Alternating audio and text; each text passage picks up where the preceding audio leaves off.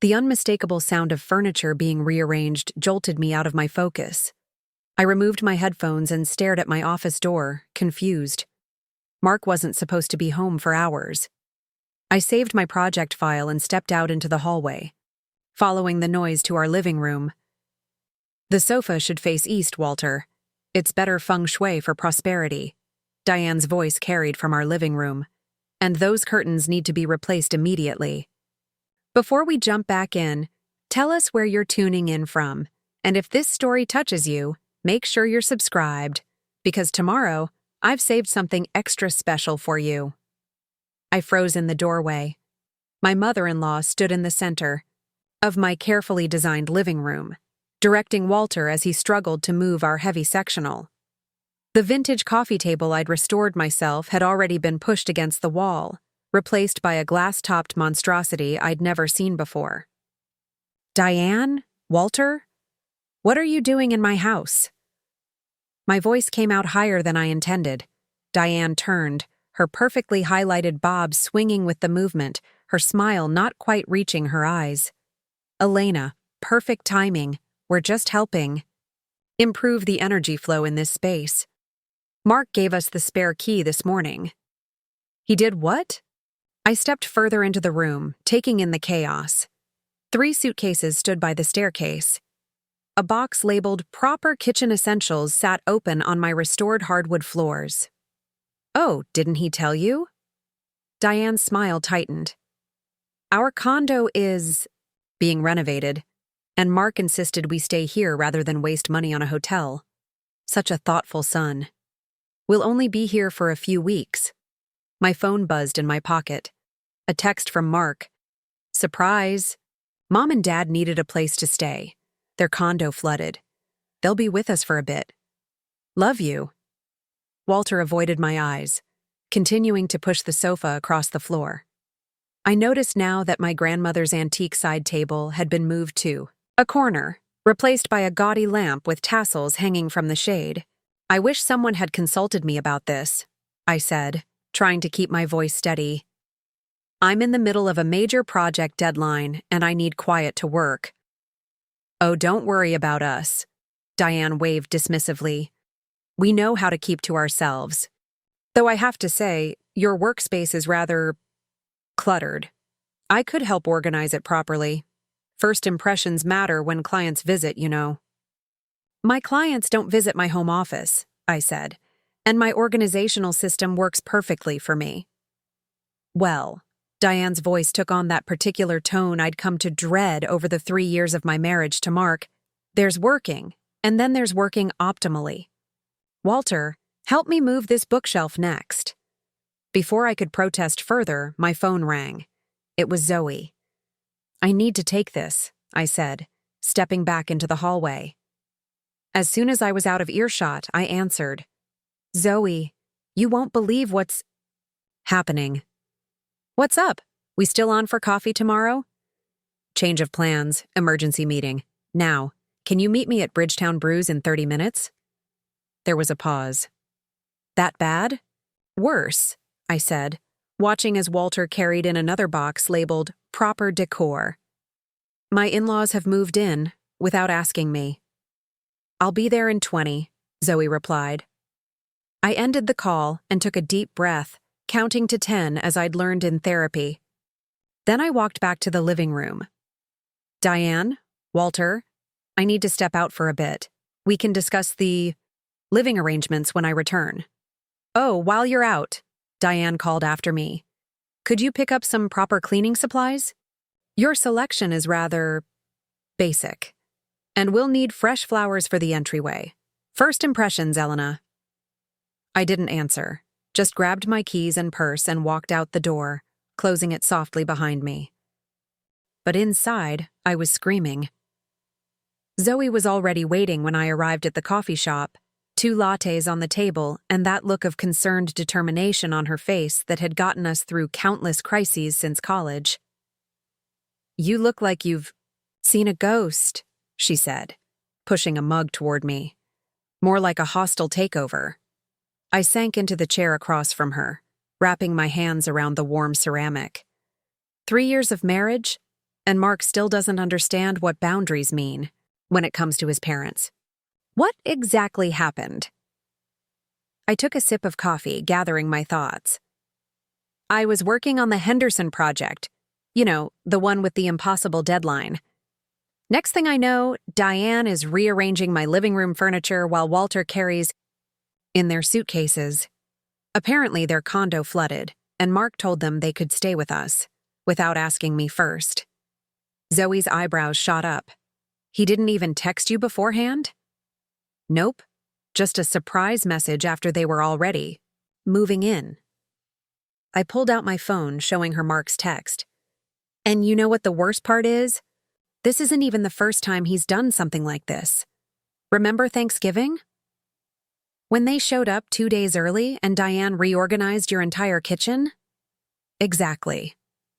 I rubbed my temples, feeling a headache forming. I love Mark.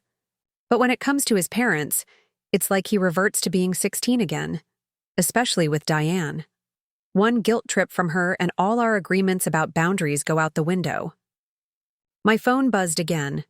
Another text from Mark. Mom's making her famous pot roast tonight. Your favorite. I stared at the screen, incredulous. It's not my favorite. I've been vegetarian for 5 years. She knows this. Zoe reached over and squeezed my hand. So, what are you going to do?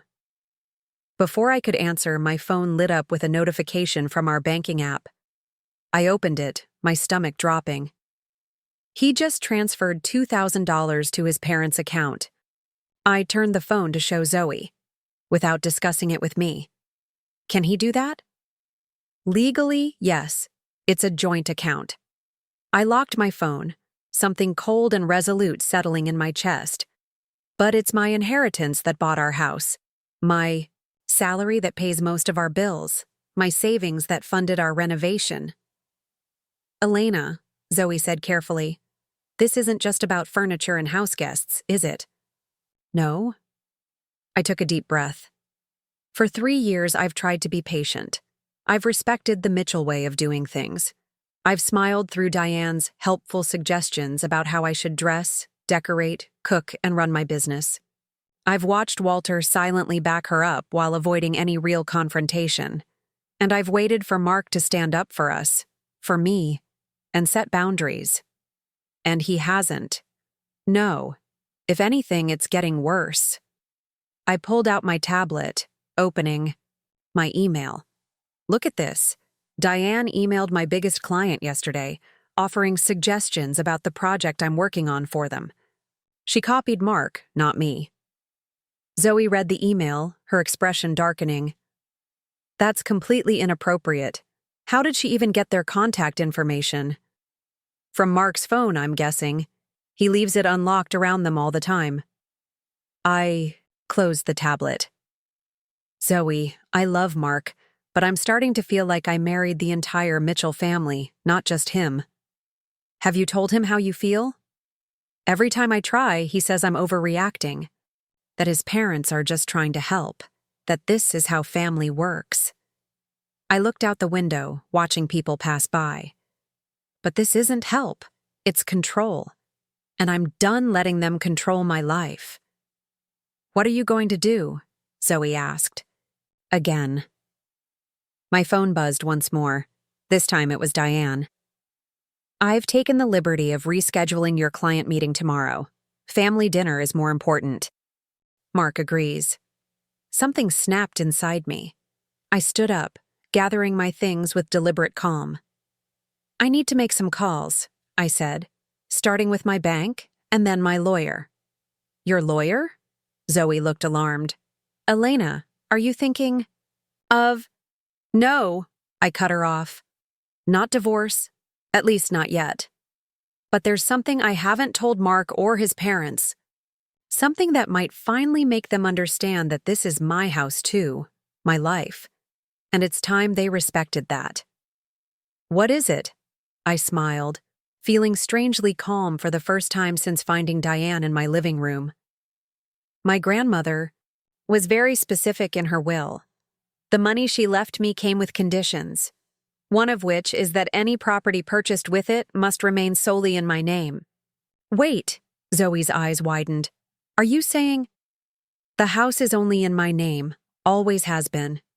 Mark knows we bought it with my inheritance, but he never actually read the deed. Neither did Diane, despite her real estate background. She was too busy criticizing my color choices to look at the paperwork. So what are you going to do with this information? I picked up my bag, suddenly feeling lighter than I had in months. I'm going to teach the Mitchells a lesson about respect, property rights, and proper communication. Starting tonight. Zoe's worried expression followed me out of the coffee shop, but I barely noticed. For the first time in our marriage, I held the power to change the dynamic, and I was done being the accommodating daughter-in-law. The Mitchell family dinner was in full swing when I returned home. I paused in the doorway of my dining room, now adorned with Diane's lace tablecloth and candle holders I'd never seen before, taking in the scene. Mark sat at the head of the table, a position he'd never taken before. Diane was at his right, Walter at his left. My usual place had been moved to the far end, distanced from the conversation. A pot roast steamed in the center of the table, with no vegetarian option in sight. Elena, Mark stood, looking relieved. We were getting worried. Mom made pot. Roast. So I see. I remained in the doorway, not moving toward my designated seat. Mark, could I speak with you privately for a moment? Can't it wait? The food's getting cold, Diane interjected. Actually, no. I kept my eyes on my husband. It's important. Mark hesitated, glancing at his mother. Sure. Just give me a minute to… Now, please. My tone left no room for argument. He followed me into the kitchen, confusion written across his face. What's going on? Where have you been all afternoon? Meeting with Ben Rodriguez. The lawyer? Why? I leaned against the counter, studying my husband's face. Do you know who owns this house, Mark? He blinked, thrown by the question. We do. Together. No, I said quietly. I do. Solely. The deed is only in my name. What? That can't be right. When we bought it with my inheritance, you were busy with your promotion. You signed the papers without reading them. The house has always been solely in my name, as required by the terms of my grandmother's will. The color drained from his face. Why are you bringing this up now? Because I've spent 3 years trying to make this a partnership while you've consistently prioritized your parents' wishes over mine. Moving them in without consulting me was the last straw. They needed a place to stay. Their condo flooded. Then you should have discussed it with me first, I said, keeping my voice level. Just like you should have discussed transferring $2,000 to their account this morning. Preparing and narrating this story took us a lot of time, so if you are enjoying it, subscribe to our channel. It means a lot to us. Now back to the story. His eyes widened. How did you… Joint checking accounts send notifications to both parties, Mark. That's how partnerships work, with transparency and communication. Look, I can explain. I'm sure you can. And I want to hear that explanation. I straightened up. But first, there are going to be some changes around here. What kind of changes? For starters, your parents can stay for 2 weeks. Not a few weeks, or until the renovation is done. 2 weeks exactly. Elena, that's not… Second, my office is off limits, completely. No reorganizing, no suggestions, no interruptions during my work hours.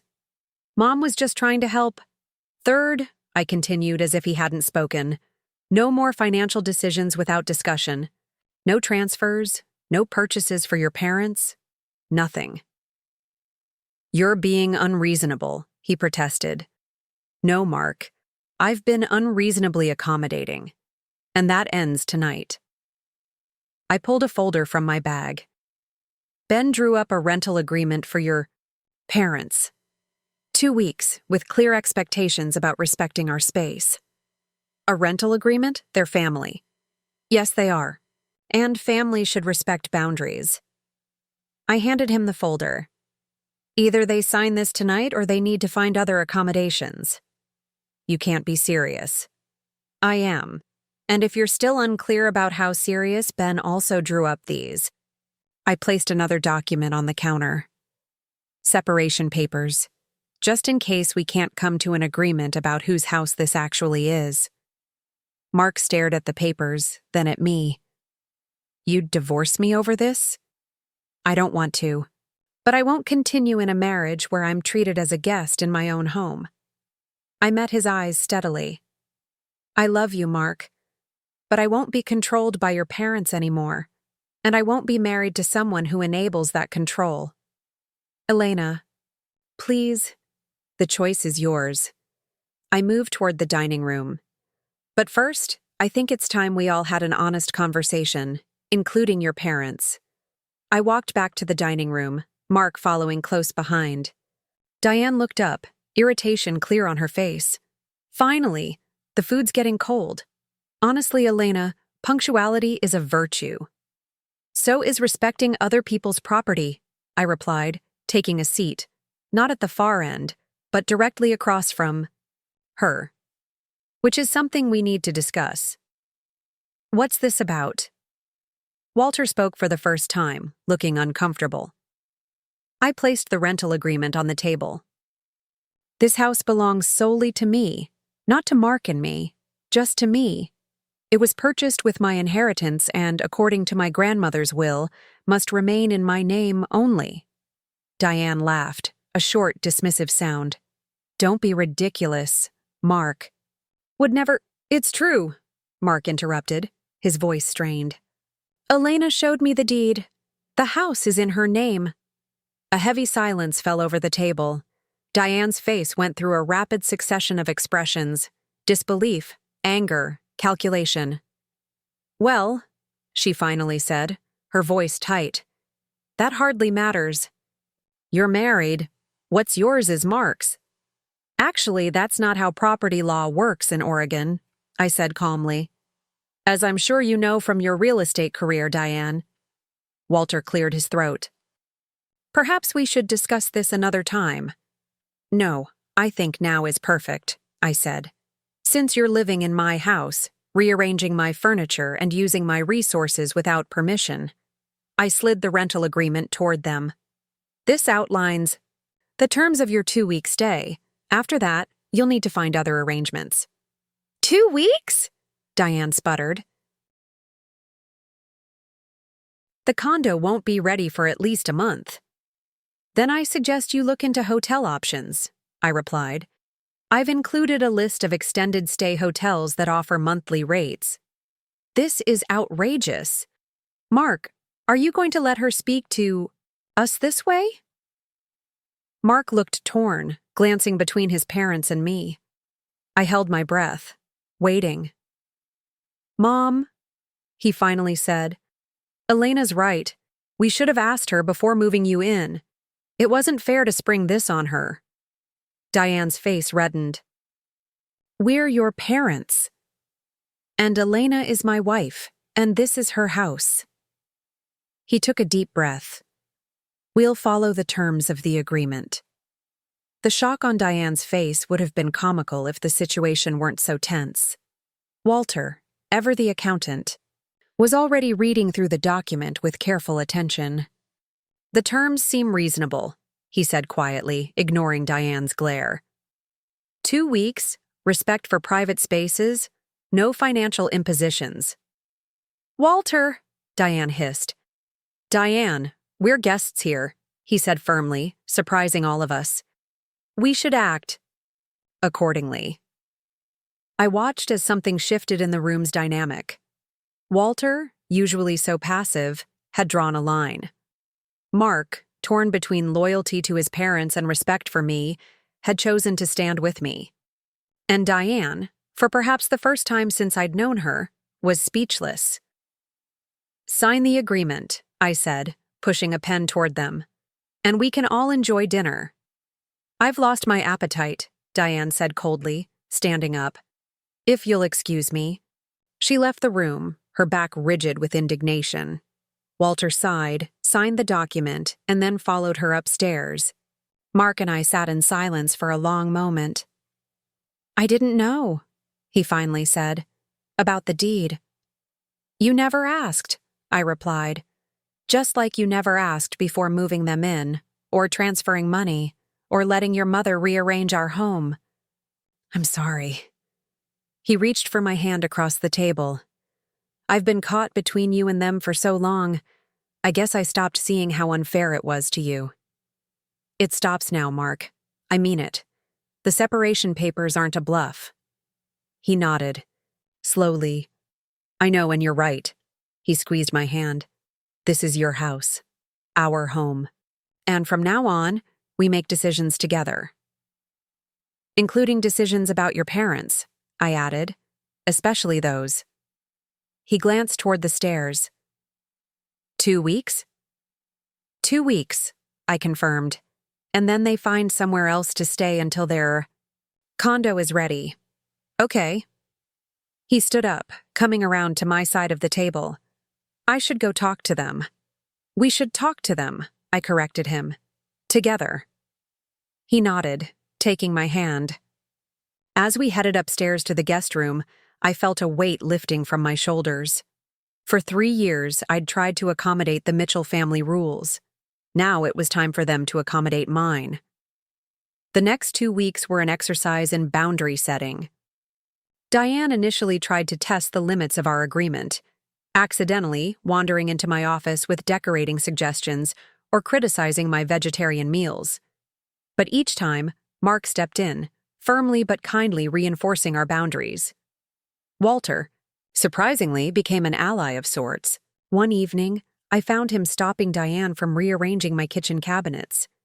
"Diane, remember the agreement," he said quietly. "This is Elena's kitchen." "I'm just trying to make it more efficient," she protested. "It's already efficient for Elena," he replied. "That's what matters." I watched this exchange from the doorway, unseen by either of them. It was the first time I'd witnessed Walter standing up to Diane so directly, and I wondered what had prompted this change. My answer came the following morning, when Walter asked if he could join me for coffee before I started work. "I owe you an apology," he said, once we were seated on the porch with our mugs. "For years, I've enabled Diane's controlling tendencies, with Mark, with you, with everyone." I sipped my coffee, waiting for him to continue. "After Diane's father lost everything in a bad investment, her mother took control of every aspect of their lives. Diane grew up believing that control equals security." He stared into his cup. "I thought I was supporting her by letting her maintain that illusion. Instead, I've been helping her push away the people she loves." "Including Mark," I said softly. He nodded. "Especially Mark, and now you." He looked up, meeting my eyes. "Directly."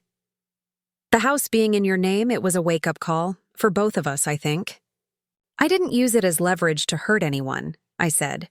"I just needed to establish boundaries." "I know." Walter smiled slightly. "And I'm glad you did. Diane and I have been talking, really talking, for the first time in years, about our relationship, about our relationship with Mark, and about how we've treated you. And we've found a short-term rental. We're moving out tomorrow, not waiting for the full 2 weeks." I blinked in surprise. "Walter, that's not necessary. As long as the boundaries are respected." "It is necessary," he interrupted gently. "For us as much as for you and Mark. We need to relearn how to stand on our own, not insert ourselves into our son's marriage." I felt an unexpected wave of emotion. "Thank you." "No," Walter said. "Thank you for standing your ground, for loving our son enough to fight for your marriage, and for showing us that real family respects boundaries." The next day, Walter and Diane moved into their rental. Mark helped them settle in, coming home afterward with a mixture of relief and sadness on his face. They're really trying, he said, as we sat together on our sofa, now back in its original position. Mom actually apologized. I don't think I've ever heard her say I'm sorry before. People can change, I said, leaning against him, when they're given the proper motivation. He chuckled, wrapping his arm around me. Like discovering your daughter-in-law solely owns the house you've been trying to take over? Something like that. We sat in comfortable silence for a while, enjoying the peace of our home. I am sorry, Mark said eventually, for not standing up for us sooner, for putting you in a position where you had to use legal documents to get my attention. I'm sorry it came to that too, I replied. But I'm not sorry for drawing the line. I don't want you to be. He kissed the top of my head. That strength is part of why I love you. 2 months later, Diane and Walter invited us to dinner at their newly renovated condo. I was apprehensive, but Mark assured me things had changed. He wasn't wrong. The Diane who greeted us was subdued, almost hesitant. The apartment was beautiful, but surprisingly, she gave me a tour without a single suggestion about how I might apply similar principles to our home. During dinner, Walter raised his glass. To new beginnings, he said, and to learning that family isn't about control, it's about respect. Diane met my eyes across the table. And to Elena, she added, quietly, for having the courage to teach us that lesson. I smiled, raising my glass in return. The house deed with my name alone hadn't just changed their attitude, it had transformed our entire family dynamic. For the first time since marrying Mark, I felt like we were truly partners, not just in our marriage, but in facing the world, including his parents, together. And as I looked around the table, seeing genuine smiles instead of strained politeness, I realized that sometimes the strongest foundations are built not on rules, but on boundaries respected and honored by all. The next morning, I woke to the smell of bacon frying and the clattering of pans. For a moment, I thought I was back in my childhood home, with my mother cooking breakfast. Then reality crashed in. Diane was in my kitchen, commandeering my morning. Routine. I pulled on my robe and stepped into the hallway, where I found Mark emerging from the shower, looking far too cheerful. Morning, he said, giving me a quick kiss. Mom's making her special breakfast casserole. The one with sausage. And 3 kinds of cheese? I asked, already knowing the answer. Yeah, your favorite. I sighed. Mark, I've been vegetarian for 5 years. It's not my favorite. His face fell slightly. Oh, right. I'm sure she can make you something else. That's not the point. I lowered my voice, aware that sound carried in our old craftsman home. The point is that she's taking over our space without consideration for how we actually live. She's just trying to help, Mark said, that familiar defensive tone creeping in. They're going through a rough time with the flood and everything. I understand that, but… Elena, Mark! Diane's voice cut through our conversation. Breakfast is ready. Mark squeezed my hand. Let's just enjoy breakfast. We can talk more later. But I knew later would never come. It never did when it came to discussions about his parents.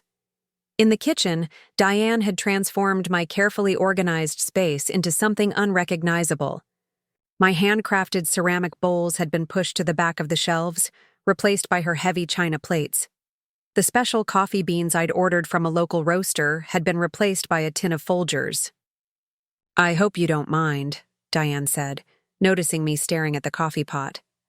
That fancy stuff you had was so bitter. This is much more palatable.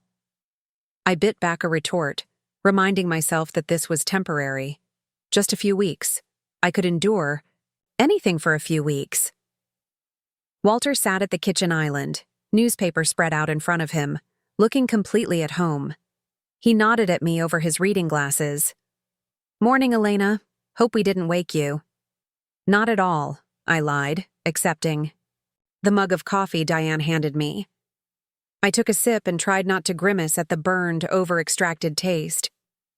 "I made my breakfast casserole," Diane announced proudly. "Mark's absolute favorite growing up. He could eat half a pan himself." "Looks great, Mom," Mark said, sliding onto a stool next to his father. "But Elena's vegetarian, remember? Has been for years." "Oh!" Diane's hand flew to her chest. "That's right. I completely forgot. How inconvenient." The way she said inconvenient made it sound like I'd chosen a vegetarian diet specifically to complicate her life. "It's fine," I said, reaching for the fruit bowl. "I'll just have some toast and fruit."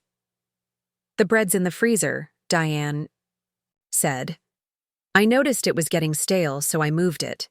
"Really, Elena, you should store it properly. Such waste otherwise." I closed my eyes briefly, counting to 5. The bread was fresh. I bought it yesterday. "Well, it seemed stale to me," Diane insisted. "Anyway, I've made a list of groceries we'll need. The refrigerator is practically empty. How do you manage?" "We manage just fine," I said, digging in the freezer for my now frozen artisan sourdough. "I shop as we need things." "That's so inefficient," Diane said, shaking her head.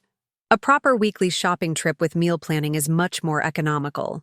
I glanced at Mark, hoping for some support, but he was happily digging into his casserole, seemingly oblivious to the tension. "I have my own system," I said, forcing a smile. "It works for us." "Speaking of systems," Diane continued, "I noticed your home office is quite chaotic. All those papers and models everywhere. How do you find anything?" "My office is organized according to my workflow," I said, my tone cooling. "Please don't touch anything in there. I'm on a tight deadline for the Henderson project."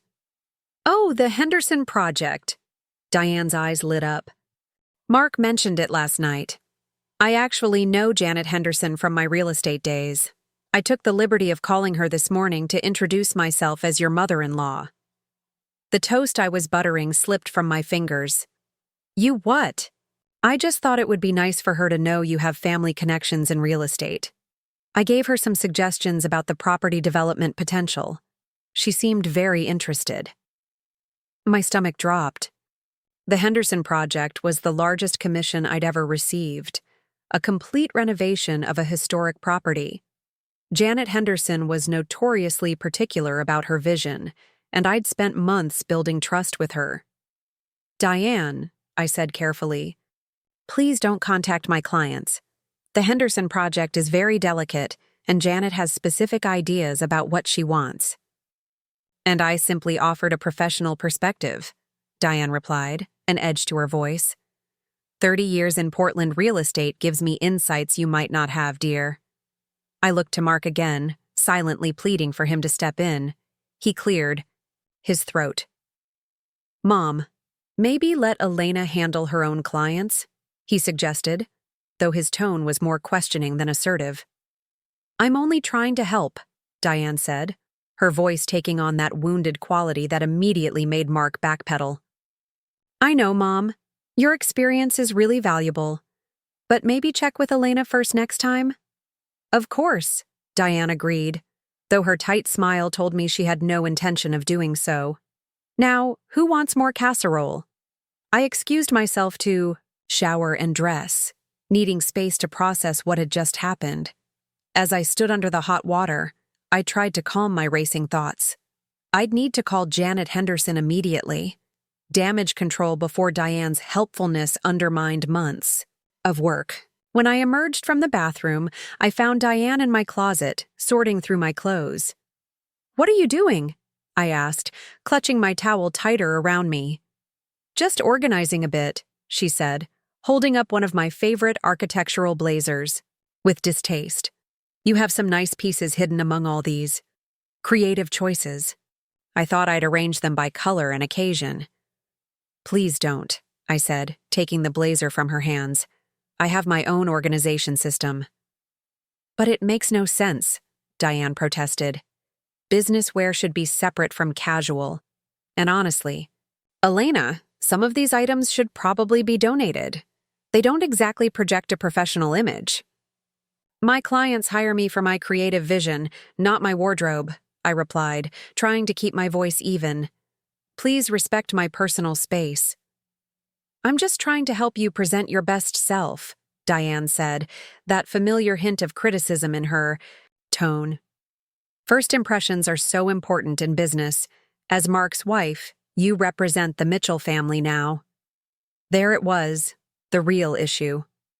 I wasn't living up to Diane's standards of what a Mitchell woman should be. I represent myself, Diane, and my business is doing just fine without a wardrobe overhaul. I gestured toward the door. I need to get dressed now, for a client meeting. She left reluctantly, and I closed the door behind her, leaning against it for a moment to collect myself. This was only day 1 of their stay, and already my boundaries were being trampled. I dressed quickly in one of my unprofessional outfits, tailored black pants and the blazer Diane had criticized, and headed to my office, locking the door behind me. I needed to call Janet Henderson immediately. 3 rings, then her. Crisp voice answered. Elena, I was just about to call you. My heart sank. Janet, about my mother-in-law? She's quite forceful, isn't she? Janet interrupted. Called me at 7 this morning to discuss maximizing property values through a more conventional redesign. I am so sorry, I began, but Janet surprised me with a laugh. Don't be. I told her I specifically hired you because I didn't want conventional. That's why I was going to call you, to make sure you haven't changed your vision based on her input. Relief flooded through me. Absolutely not. The design remains exactly as we discussed. Good, because I love what you've proposed. The balance of historic preservation with modern functionality is exactly what I wanted. She paused. Though your mother-in-law seems to think I should be knocking down walls for an open concept and putting in granite countertops. I closed my eyes. Janet, I cannot apologize enough. She's staying with us temporarily and overstepped. It won't happen again. No need to apologize. Family can be challenging. Just stick to our vision and we'll be fine. After we hung up, I sat at my desk, trembling slightly from the close call. This could have cost me my biggest client. I needed to make it crystal clear to both Mark and Diane that my business was off limits. A knock at my office door interrupted my thoughts. Elena, Mark's voice. Can I come in? I unlocked the door, letting him in before closing it again. We need to talk. I know, he said, looking genuinely contrite. Mom told me she called your client. I had no idea she was going to do that. Mark, this can't happen again. The Henderson project is worth more than our mortgage payment for 6 months. If Janet had been offended... I know. He ran a hand through his hair. I'll talk to Mom. No, I said firmly. We'll talk to her. Together. This isn't just about my business. It's about respect for our home, our relationship, our boundaries. You're right, he agreed, though I could see the reluctance in his eyes. Confronting Diane was never easy. When do you want to do this? Tonight. After dinner. And speaking of dinner, I'll be cooking. Vegetarian pasta that everyone can eat. Mom was planning to make her pot roast. In my kitchen, I'll be cooking tonight, I insisted. We need to establish some ground rules, Mark, before things get worse. He nodded slowly. Okay, you're right. I'll back you up. But I'd heard that promise before, and it rarely materialized when we were actually facing his mother. I spent the rest of the morning working, trying to focus on the Henderson plans despite the occasional sound of furniture being moved around the house. Around noon, I emerged from my office to find Diane had rearranged the living room again, this time pushing my antique writing desk against a wall to make room for a large recliner I'd never seen before. Where did that come from? I asked, pointing at the recliner. Walter's back has been bothering him and your sofa is too soft, Diane explained. We had this in storage. Mark helped us pick it up this morning while you were working. I looked around for Mark, but he was nowhere to be seen. Where is he now? He went to the hardware store. We need some proper picture hooks. I thought family photos would warm up this wall. She gestured to the gallery wall where I'd carefully arranged prints by local artists. Those are original artworks, I said. They're staying where they are. Diane's smile tightened. Elena, dear, a home should reflect family history. These abstract things don't say anything about who you are. They say plenty about who I am, I countered. They're by local Portland artists whose work I admire. They inspire me. Well, they're rather cold if you ask me, not very welcoming. I was saved from responding by my phone ringing. It was Zoe. Can you meet for coffee? I asked without preamble. That bad already? She replied. Worse. The client call, the rearranged living room, the frozen bread. I need to vent before I explode. Bridgetown Brews, 20 minutes. I grabbed my laptop bag. I need to meet a colleague, I told Diane. I'll be back later. But what about lunch? I was going to make sandwiches. I'll eat out. I was already heading for the door. Oh, and Elena, she called after me. While you're out, could you pick up some proper coffee? That local stuff you buy is dreadful. I didn't answer, just closed the door behind me and took a deep breath of the crisp Portland air. Freedom, even temporarily, felt wonderful. Zoe was waiting with coffee and a sympathetic ear. I unloaded everything that had happened since our meeting the previous day. She called your client? Zoe's legal mind immediately identified the most serious transgression. That crosses from annoying to potentially damaging your livelihood. Janet was understanding, thankfully. But what if she hadn't been? I wrapped my hands around my mug. And it's only going to get worse. Diane's already redecorating, rearranging, reorganizing everything she can get her hands on. And Mark? Says he'll back me up, but he always caves when Diane turns on the guilt. You should have seen him this morning, pretending not to notice the tension over breakfast. I sighed. I love him, Zoe, but sometimes I wonder if he'll ever truly prioritize our marriage over his parents' expectations. Have you looked at the deed like we discussed? Yes. It's definitely only in my name.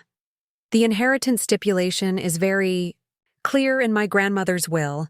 Any property purchased with her money remains solely in my name. And Mark never read the paperwork? He was so busy with that promotion when we bought the house. He just signed where the lawyer pointed. I took a sip of coffee. I never thought I'd need to use it as leverage. It feels manipulative. It's not manipulative to assert your legal rights, Zoe said, her attorney voice taking over. Especially when your in-laws are the ones manipulating the situation. My phone buzzed with a text from Mark. Where are you? Mom's made lunch. I showed it to Zoe. Notice how he doesn't ask if you're okay or need anything, she observed. Just concerned that you're not there for his mother's lunch. To be fair, he doesn't know how upset I am. Because he's not paying attention, Zoe pointed out. Look, Elena, I know you love Mark, but this pattern with his parents isn't new. It's been going on for 3 years, and it's getting worse, not better. I know. I stared into my coffee. That's why we're having a family meeting tonight. Setting clear boundaries. And if they don't respect those boundaries, then I'll have to make some difficult decisions. Before I could elaborate, my phone lit up with a notification from our banking app. I opened it, my stomach dropping. He just transferred another $1,500 to his parents, I said, turning the phone. To show Zoe. That's $3,500 in 2 days. For what? I have no idea. I scrolled through our transaction history, feeling sick. There's another one from last week I didn't notice. $1,000 to Walter's account. Elena, this isn't just about boundaries anymore. This is financial abuse. That's a strong term, is it? He's making significant financial decisions without consulting you, transferring large sums to his parents without discussion. How is that not financial abuse? I started typing a message to Mark, then deleted it. This isn't a conversation for text. We need to talk in person. What are you going to do? I gathered my things, a plan forming. First, I'm going to the bank to protect what's left of our savings. Then I'm going to call Ben Rodriguez. The real estate attorney? Yes. I need to understand exactly what my options are, legally. You're not thinking of divorce, are you? Zoe looked concerned. No, at least I hope not. But I need to be prepared for all possibilities. I stood up. Can you recommend a good family lawyer, just in case? Megan Cho, she's tough but fair. Zoe scribbled a name and number on a napkin. But Elena, are you sure you want to escalate this so quickly? I'm not escalating. I'm protecting myself. I tucked the napkin into my pocket. 3 years, Zoe. 3 years of trying to set boundaries with Diane, of asking Mark to stand up to his parents. Nothing's changed. In fact, it's gotten worse. And the deed? When will you tell them about that? Tonight, after I've secured our finances. The local branch of our bank was quiet when I arrived. I'd called ahead and asked to speak with a personal banker, explaining the situation in vague terms.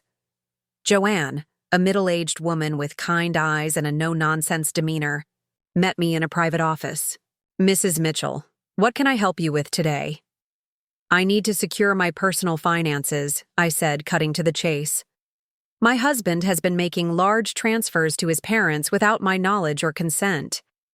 If Joanne was surprised, she didn't show it. I see. Are these joint accounts?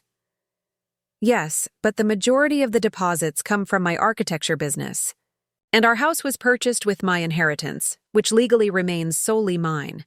Joanne nodded. There are several options we can discuss.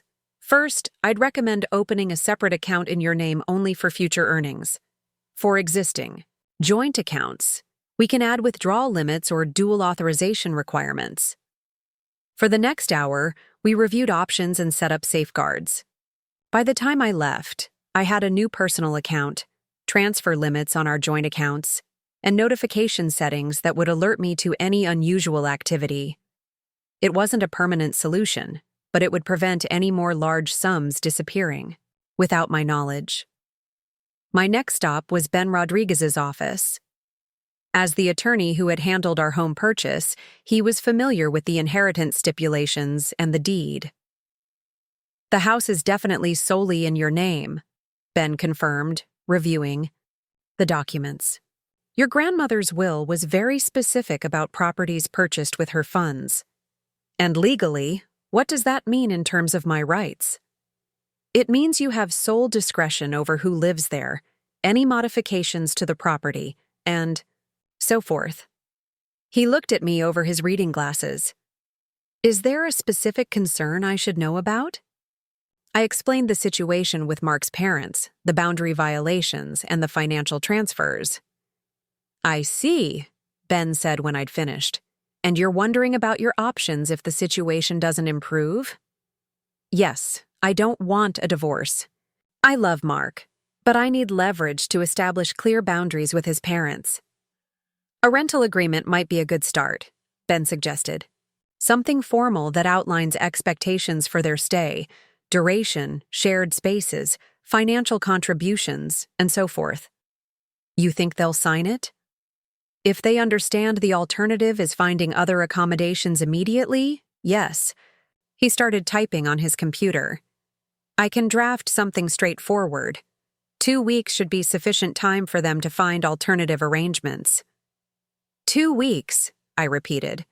It sounded blissfully short compared to the open-ended few weeks Diane had mentioned.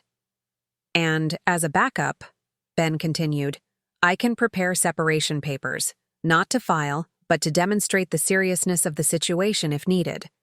The phrase separation papers made my stomach clench, but I nodded.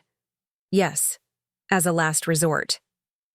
By the time I left Ben's office, with promises to email the documents within the hour, it was nearly 4 o'clock.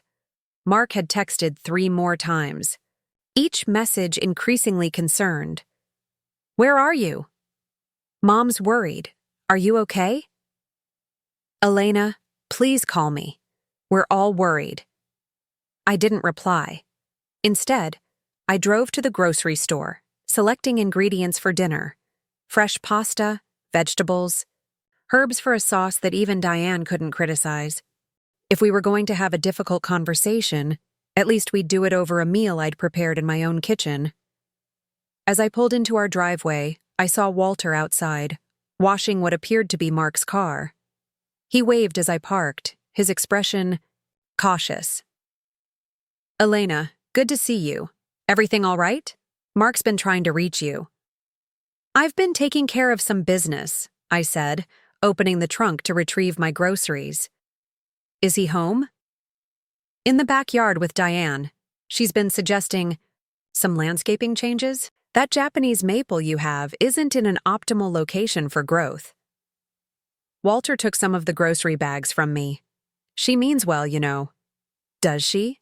I looked at him directly. "Or does she just need to control everything around her?" Walter's eyes dropped. "It's her way of showing she cares." "No, Walter. It's her way of asserting dominance. And it stops today." I walked into my home purchased with my inheritance, designed to my specifications, feeling a new resolve. The documents from Ben were in my email. The bank. Accounts were secured. I had facts and legal standing on my side. In the kitchen, I found evidence of Diane's continued reorganization. My spice rack had been completely rearranged, alphabetically rather than by frequency of use. The cookbooks I kept on the counter were now lined up on a high shelf, replaced by a ceramic rooster I'd never seen before. I set the groceries down and began unpacking, moving my cookbooks back to their proper place. Tonight would be challenging. Mark would be caught between loyalties. Diane would resist. Walter would try to keep the peace. But for the first time in 3 years, I felt prepared to stand my ground. This was my home, my life, and it was time. Everyone remembered that. My phone buzzed with an email notification. The documents from Ben had arrived. I opened the attachment, scanning the rental agreement. 2 weeks, clear boundaries, consequences for violations. Then I opened the second attachment, separation papers, a last resort I prayed I wouldn't need to use. Outside, I could hear Mark and Diane discussing something about the garden. His voice carried that eager-to-please tone he always used with his mother. Soon they would come inside. Soon we would have our confrontation. I took a deep breath and began preparing dinner. Whatever happened next, I was ready. As I carried dishes to the sink, I felt a weight lifting. The confrontation I'd dreaded for so long was over, and while the outcome wasn't perfect, it was a start. Mark had finally stood with me against his parents, even if just a little. The rental agreement was signed. 2 weeks suddenly seemed manageable. "Let me help with those," Walter offered, gathering remaining plates from the table. Diane remained seated, her posture stiff with indignation. Mark looked exhausted, the separation papers still sitting in front of him like a physical manifestation of how close we'd come to the edge. "Thank you, Walter," I said, accepting his help. We worked in silence for a few minutes, the only sound the clinking of dishes and running water.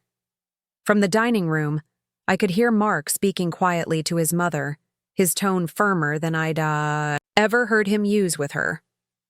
"I'm sorry about the client call," Walter said suddenly, his voice low enough that only I could hear. "Diane shouldn't have done that." I glanced at him, surprised by the direct acknowledgement. "No, she shouldn't have.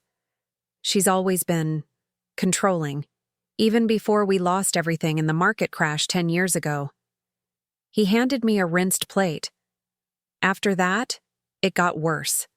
As if controlling every little thing around her could prevent another disaster. That doesn't make it acceptable, I said, loading the dishwasher. No, it doesn't. Walter sighed. I enabled it for too long. With Diane, with Mark, even with you. I stopped what I was doing, turning to look at him directly. Why the change of heart now? He smiled sadly. Because I recognized the look in your eyes. My first wife had that same look before she left me. You were married before? Briefly, in my 20s, before Diane. He leaned against the counter. Margaret couldn't tolerate my mother's constant interference. I didn't stand up for her, and eventually, she stopped giving me chances to do so. The parallel wasn't lost on me. And you think Mark is making the same mistake? I know he is. Walter's eyes held genuine regret. And I've been helping him make it, just like my father helped me destroy my first marriage. It's a family pattern I don't want to see repeated. Before I could respond, Mark appeared in the kitchen doorway. Mom's going to bed, he said, his expression unreadable. She says she needs time to process everything.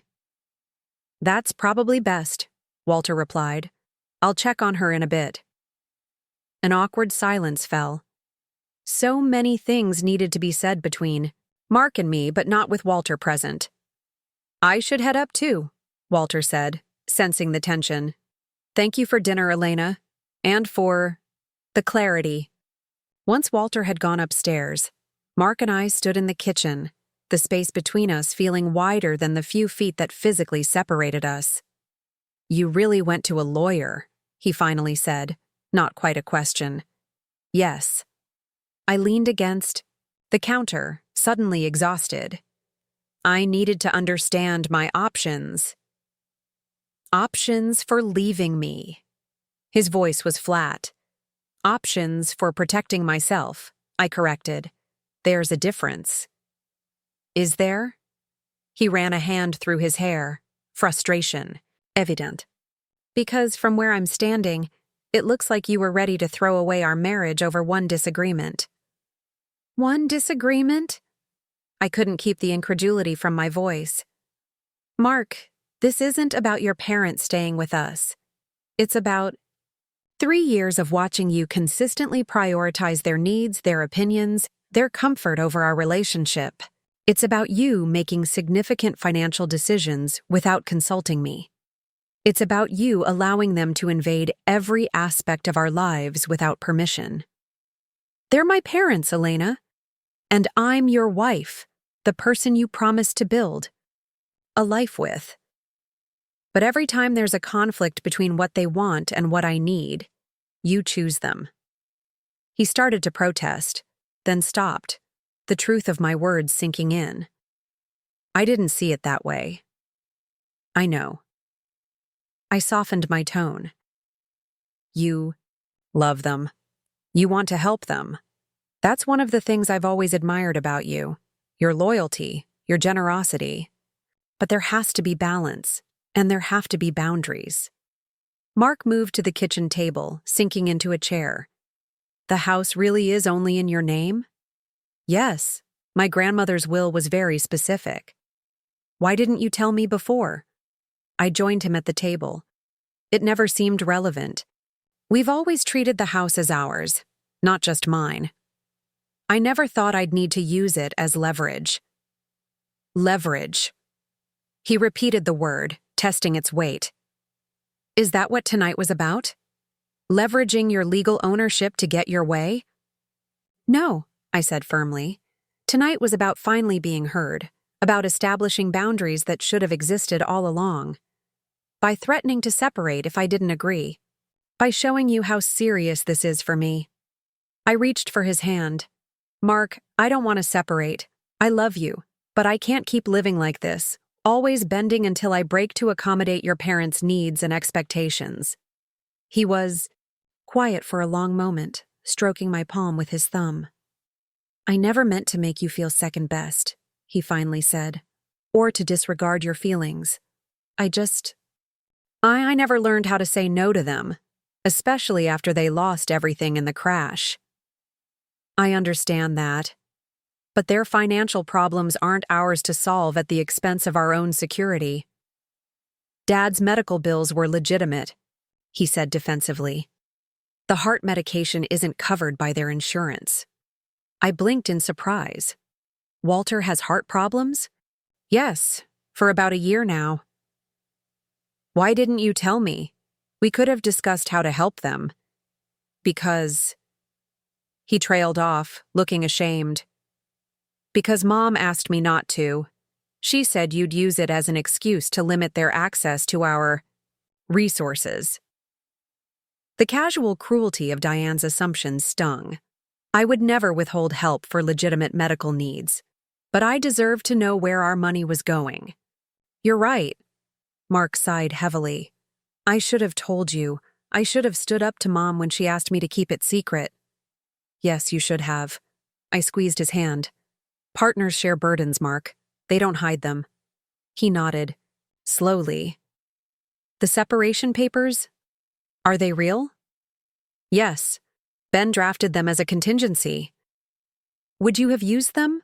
If I hadn't agreed tonight? I met his eyes steadily. I hope it wouldn't have come to that, but yes, if necessary. The truth hung between us, heavy with implication. For the first time, Mark seemed to truly grasp how close we'd come to the breaking point. I don't want to lose you, he whispered. Then help me fix this. Not just tonight, but moving forward. Real change. Starting with the 2-week timeline for my parents? Yes. They need to find their own space, and we need time to rebuild our foundation without their daily influence. He nodded slowly. Okay, 2 weeks. And no more secret financial transfers. Agreed. And my office remains off limits. Of course. We continued like this, outlining clear boundaries that Mark committed to enforcing. With each agreement, the knot in my chest loosened slightly. It wasn't perfect. There would be challenges ahead, especially with Diane. But it was a start. Finally, exhausted from the emotional evening, we headed upstairs. As we passed the guest room, I could hear Diane's voice, sharp with indignation. It's outrageous, Walter. Absolutely outrageous. As if we're some kind of unwelcome strangers, instead of family. Walter's response was too low to hear, but it didn't seem to mollify Diane. I don't care what you think we should have done differently. No daughter-in-law should have that kind of power. And using the house as leverage, it's manipulative. Mark tensed beside me. I placed a hand on his arm, urging him to keep walking. This wasn't a battle for tonight. In our bedroom, with the door firmly closed, Mark looked troubled. Mom's really upset. I know, but her feelings don't change what needs to happen. She's never going to forgive this. Maybe not immediately, but eventually, she'll need to accept that our marriage has boundaries. I began changing for bed, bone-tired. And if she doesn't, that's her choice. But I won't compromise on this, Mark. Not anymore. He nodded slowly, acceptance gradually replacing the conflict in his expression. I'm with you, he said finally. Whatever happens next, I'm with you. Those words, so simple yet so meaningful after years of feeling second best, brought tears to my eyes. Thank you, I whispered. We fell asleep holding hands, the separation papers forgotten downstairs. A possibility, but not an inevitability. Morning arrived with unexpected quiet. No sounds of Diane rearranging furniture or Walter making coffee. For a moment, I wondered if they had left in the night, unable to accept the new boundaries. Mark stirred beside me. What time is it? Almost 8. I sat up, listening. It's quiet. Too quiet. He yawned, stretching. Mom's usually up at 6, cleaning or cooking or something. Maybe they're sleeping in. But even as I said it, I knew it was unlikely. Diane Mitchell didn't sleep in. We dressed quickly and headed downstairs. The kitchen was pristine, untouched since we'd cleaned up after dinner. No coffee brewing, no breakfast preparations. Maybe they went out for breakfast? Mark suggested. A note on the counter caught my eye. Mark, read in Diane's precise handwriting. We've gone to view some extended stay options. No need to wait for us. We'll be back this afternoon to discuss arrangements. Mom and Dad. I handed it to Mark, surprised. They're actually looking at alternatives. He read it twice, as if trying to decipher some hidden message. That's unexpected. Maybe they're taking the agreement seriously after all. Or maybe they're looking for leverage of their own. Mark set the note down. Mom doesn't give up control easily. The thought had occurred to me as well, but I pushed it aside. Let's focus on the positive. They're at least considering other options. We made coffee and breakfast, enjoying the rare morning of peace in our own kitchen. Mark seemed lighter somehow, as if the previous night's confrontation had lifted a weight from him as well. We talked about ordinary things, work projects, the upcoming weekend, a movie we wanted to see, without the shadow of his parents' expectations hanging over us. After breakfast, I headed to my office. The Henderson project deadline was approaching, and I needed to finalize some details. To my relief, everything was exactly as I'd left it. Diane's organizational impulses apparently thwarted by our new boundaries. I lost myself in work, the familiar flow of design problems and solutions helping to clear my mind of family drama. Around noon, Mark knocked on my office door. "Lunch break?" he asked, holding up sandwiches and fruit. We ate in the backyard, enjoying the unseasonably warm Portland day. For the first time in months, our conversation flowed easily, without the undercurrent of tension that had become so familiar I'd almost stopped noticing it. "I forgot how nice this is," Mark said, leaning back in his chair. "Just us." "Me too." I watched a hummingbird dart around our flowering shrubs. "Do you think they'll find something today?" "Probably." Dad seemed pretty determined. He hesitated. "I called him this morning. He said they're looking at an extended stay place near their condo. It's expensive, but they can afford it." "With the money you've been sending them?" Mark had the grace to look embarrassed. "Partly, yes. But Dad also admitted they have more savings than they've let on. Mom just doesn't like spending it." "Of course she doesn't." I tried to keep the bitterness from my voice. "Why spend their money when they can spend ours?" "It's not like that," Mark began, then stopped. "Actually, maybe it is like that. Sometimes. Dad said they need to be more self-sufficient." "Walter said that?" My surprise was genuine. Walter had always deferred to Diane on financial matters. "Yeah, he seemed different, more assertive." Mark looked thoughtful. "After you went to bed last night, he came to talk to me. Said some things about his first marriage, about patterns repeating. He mentioned that to me too. He told me he regrets not standing up to his mother for his first wife's sake. Said he doesn't want me to make the same mistake." Mark met my eyes. "He's worried about us, Elena. Really worried." "Maybe this situation is a wake-up call for all of us." Mark nodded slowly. "Maybe." He checked his watch. "They should be back soon. Are you ready for round 2?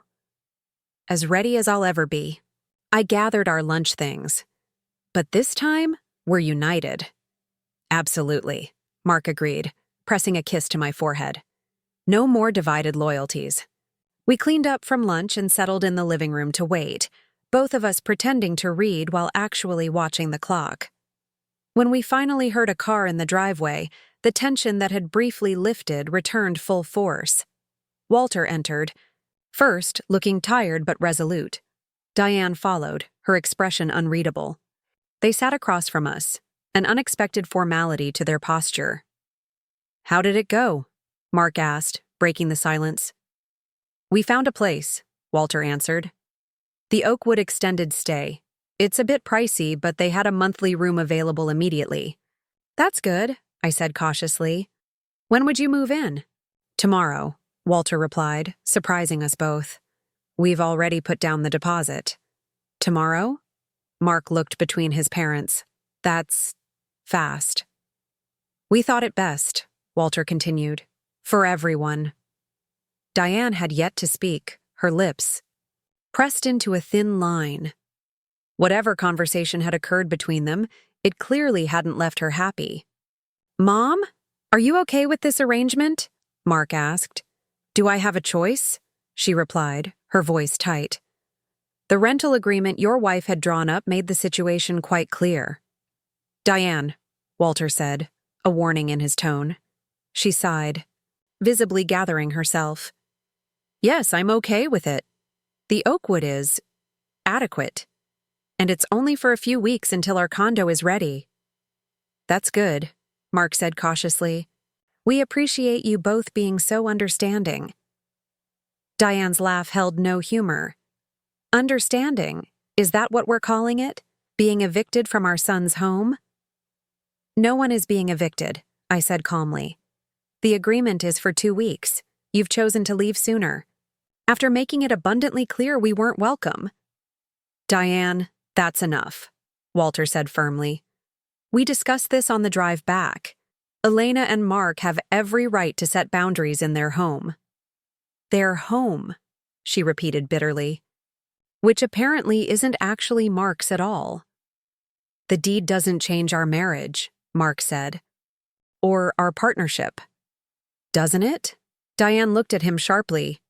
She waited until she had leverage, then sprang it on you. How is that partnership? I felt my temper rising but forced myself to remain calm. I didn't wait for anything. The house has always been in my name, and it never mattered until boundaries needed to be established.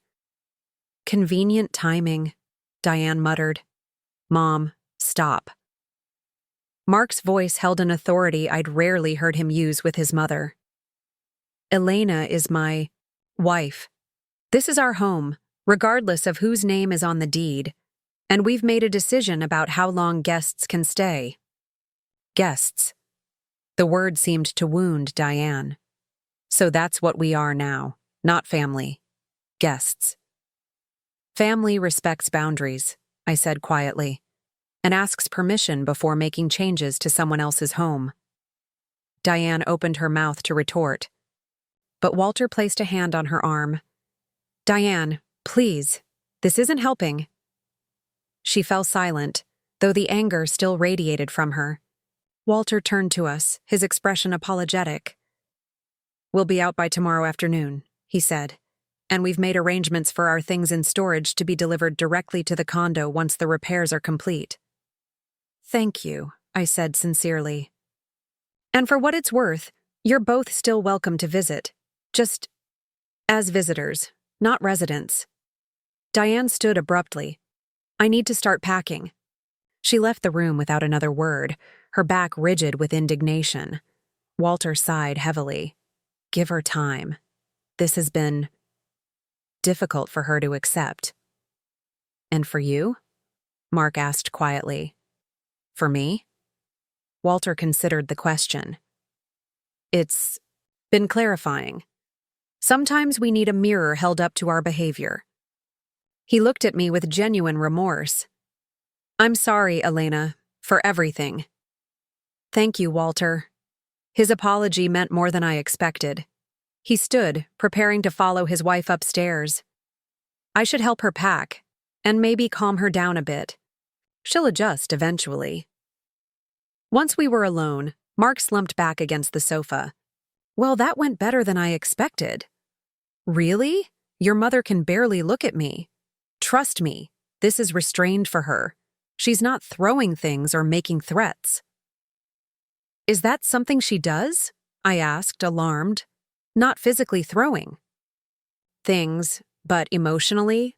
Yes. He rubbed his eyes tiredly. When Dad's business failed and they lost the house, she didn't speak to their financial advisor for 2 years. Literally would not acknowledge his existence, even when they ran into him at events. And you think she'll do that to me now? Maybe. For a while. He took my hand. Does that bother you? I considered the question honestly. Not as much as it probably should. I'm more concerned about how it will affect you. I'll manage. He squeezed my fingers. I've been trying to earn my mother's approval my entire life. Maybe it's time to stop trying so hard. The maturity in his response surprised and moved me. I never wanted to come between you and your parents. You didn't. Their behavior did.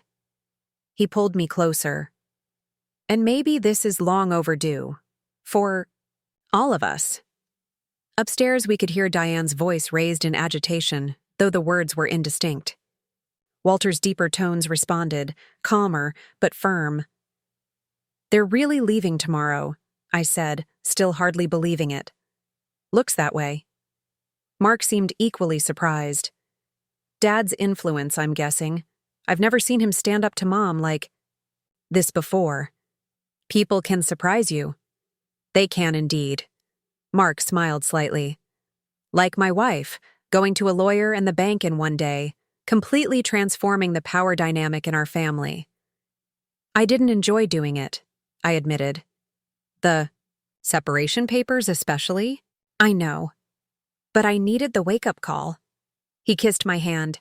I'm just glad you cared enough to fight for us instead of just walking away. I'll always fight for us, I promised, as long as we're both in the ring.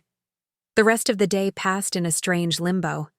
Diane remained upstairs, packing and periodically making phone calls in which she could be heard recounting her version of events to various relatives. Walter made several trips to their car with suitcases and boxes, politely declining our offers of help. Mark alternated between helping his father and checking on his mother, caught in the middle despite our new unity. I kept to my office, giving them space while trying to focus on work rather than the domestic drama unfolding in my home. Around dinner time, Walter knocked on my office door. Elena, do you have a moment? Of course. I saved my work and gestured to the chair opposite my desk. Everything okay? As okay as can be expected. He settled into the chair with a sigh. Diane's sister is on the warpath. Apparently, we're being cruelly evicted, and you're a manipulative gold digger. I winced. That's going to make family gatherings awkward. Diane has always had a flair for dramatic retellings. Walter smiled ruefully. But that's not why I wanted to speak with you. Oh? I wanted to apologize properly for my role in all of this. He looked genuinely contrite. When we lost everything in the crash, I withdrew. Let Diane take control because I felt like such a failure. And over time, that became our pattern. She controls, I enable, and everyone around us suffers the consequences. Including Mark, I said softly. Especially Mark. We taught him that love means having no boundaries. That family can demand anything. Walter shook his head sadly. It was wrong, and watching him nearly lose you because of lessons we taught him. I couldn't stay silent anymore. Thank you for that. I meant it sincerely. Your support made a difference last night. Too little, too late, perhaps, but better than never. He hesitated. There's something else you should know. About the money Mark has been sending us. My guard instantly went up. What about it? It wasn't just for my heart medication, though that was part of it. Walter looked ashamed. Diane's been investing it in a new business venture, a franchise. Opportunity she believes will restore our financial standing. Without telling Mark? She convinced him it was for medical expenses and living costs. He never questioned it because he never questions his mother. Walter sighed heavily. I enabled it as usual, but after last night I realized we can't keep doing this. Using Mark as our personal ATM, risking his marriage for our schemes. I absorbed this. New information, anger rising despite my efforts to stay calm. Does Mark know yet? I told him this morning. It's partly why Diane is so upset. She feels I've betrayed her by confessing. And the franchise opportunity? Is it legitimate? Walter's hesitation told me everything. It's high risk, similar to the investment that cost us everything 10 years ago. So you were using our money Mark transferred without my knowledge, to fund another potential financial disaster? I couldn't keep the edge from my voice. Yes. Walter didn't try to justify it. And I'm deeply ashamed of that. Which is why I've pulled us out of the deal and returned what funds hadn't been committed yet. It's being transferred back to your account today. How much? About $2,000. The rest. He trailed off. Is gone, I finished for him. Yes. For what it's worth, I've also made arrangements to repay the full amount in installments from my pension. I studied his face, looking for signs of deception, but saw only genuine remorse. Does Diane know you've done this? Yes. It was our primary argument this morning. She feels I've undermined her chance to restore our financial security. And what do you think? Walter smiled sadly. I think at 65, it's time to accept that we're not going to be wealthy again. That our son's marriage is more important than Diane's schemes to reclaim our former lifestyle. He stood up. The money will be in your account by tomorrow. And you have my word that we won't ask Mark for financial help again. Thank you, Walter. I stood as well.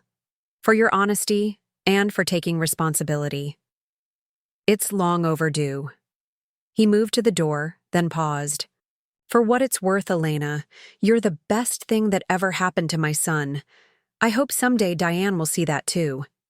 After he left, I sat at my desk, processing our conversation. The financial deception went deeper than I'd suspected, but Walter's willingness to admit it and make amends seemed genuine. Whether Diane would ever reach the same conclusion remained to be seen. My phone buzzed with a bank notification. $2,183. 47 had been deposited into our account with the description, Repayment, Walter Mitchell. He hadn't waited until tomorrow after all. I found Mark in the kitchen, staring blankly into the refrigerator. Your dad just returned some money to our account, I said, showing him the notification. He said he would. Mark closed the refrigerator, without taking anything. He told me everything this morning, about the franchise, the lies about medical bills, all of it. How do you feel about that? Angry, betrayed. He leaned against the counter. And guilty, because I should have questioned it more.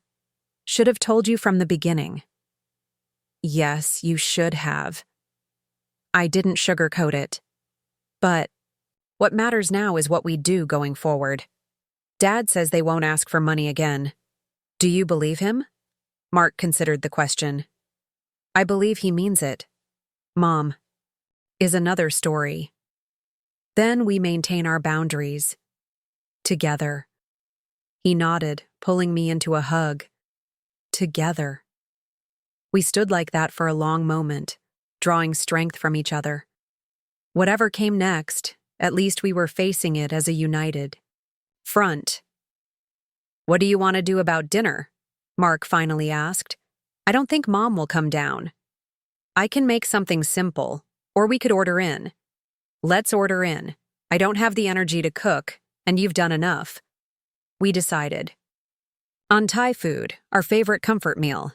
While waiting for delivery, we sat in the backyard, watching the evening light filter through the trees. Despite the tension still lingering in the house, there was an undercurrent of relief. Tomorrow, our home would be ours again. What do you think happens next? I asked. With your parents, I mean. Honestly, I'm not sure. Dad seems genuinely remorseful and determined to change. Mom, he sighed. Mom will hold a grudge. For how long, I don't know. And you'll be caught in the middle. Maybe, but this time I know where I stand. He took my hand. With you, no matter what. The conviction in his voice warmed me.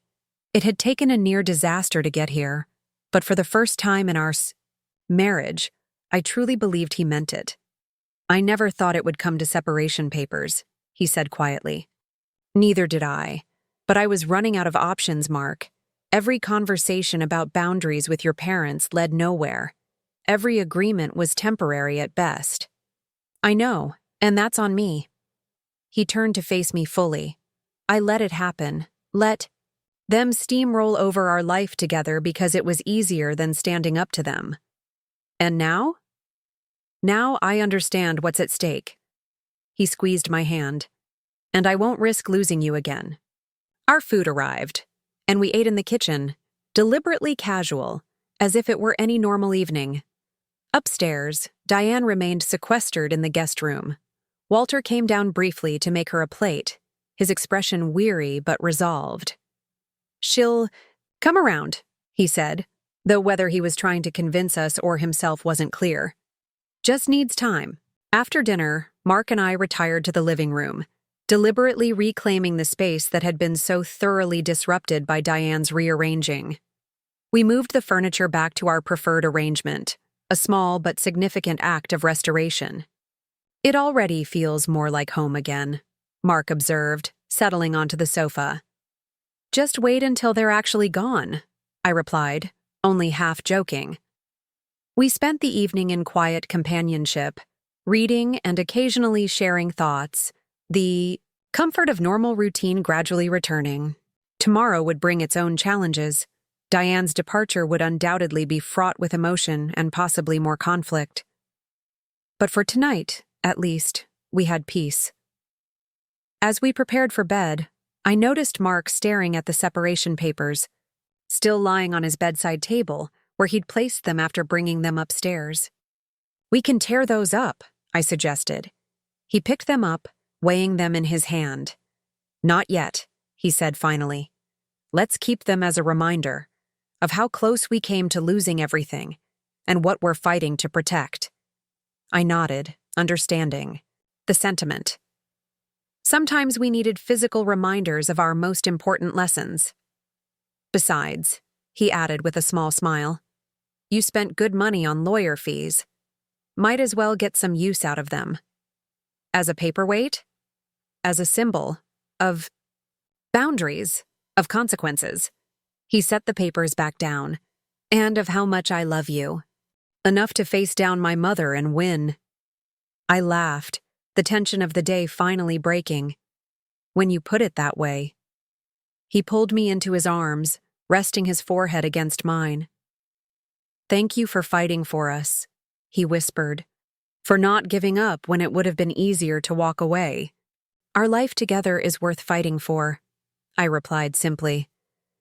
And as we held each other in the quiet of our bedroom, I knew it was true. Whatever came next with the Mitchells, whatever challenges we faced, we would face them together. The battle for boundaries had been painful but necessary and ultimately healing. Tomorrow our home would be truly ours again. And perhaps in time, we could rebuild a healthier relationship with Mark's parents. One based on mutual respect rather than control and acquiescence. For tonight, though, it was enough to know we'd turned a corner. The house deed with my name alone had indeed changed everything, not by giving me power over Mark, but by giving us both the clarity to see what truly mattered. Each other. Morning arrived with a tense, expectant energy permeating the house. I woke early, before Mark, and spent a quiet moment watching the soft light filter through our bedroom curtains. Today, Walter and Diane would leave. Today, our home would become ours again. I slipped out of bed, careful not to wake Mark, and padded downstairs. To my surprise, Walter was already in the kitchen, coffee brewing. "Couldn't sleep," he explained, offering me a cup. "Too much on my mind." "Thank you." I accepted the coffee, noting he'd used my special beans, not Diane's. Folgers, a small but meaningful gesture. "Is Diane up yet?" "No, she took a sleeping pill last night." He sighed, leaning against the counter. "This isn't easy for her, Elena. Losing control never is. I know, but it's necessary. Yes, it is. He gazed out the window at our backyard, expression thoughtful. I've been enabling her behavior for decades, watching her push away friends, family, colleagues with her need to control everything and everyone. I told myself I was supporting her, but really, I was just avoiding conflict. I sipped my coffee, unsure how to respond to this unexpected candor. Did Mark ever tell you about his sister? Walter asked suddenly. Beth? Only that she lives in Chicago and they're not very close. There's a reason for that distance. Walter's expression grew sad. Beth married young, against Diane's wishes, chose love over the prestigious career her mother had planned for her. Diane never forgave her for that defiance. That seems extreme. It is, and I let it happen.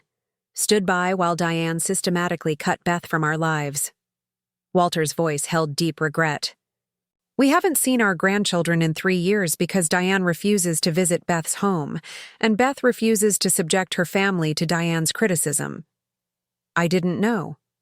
Mark doesn't talk about it. It's easier for him to pretend everything's fine, to be the good son who stays close and follows the rules.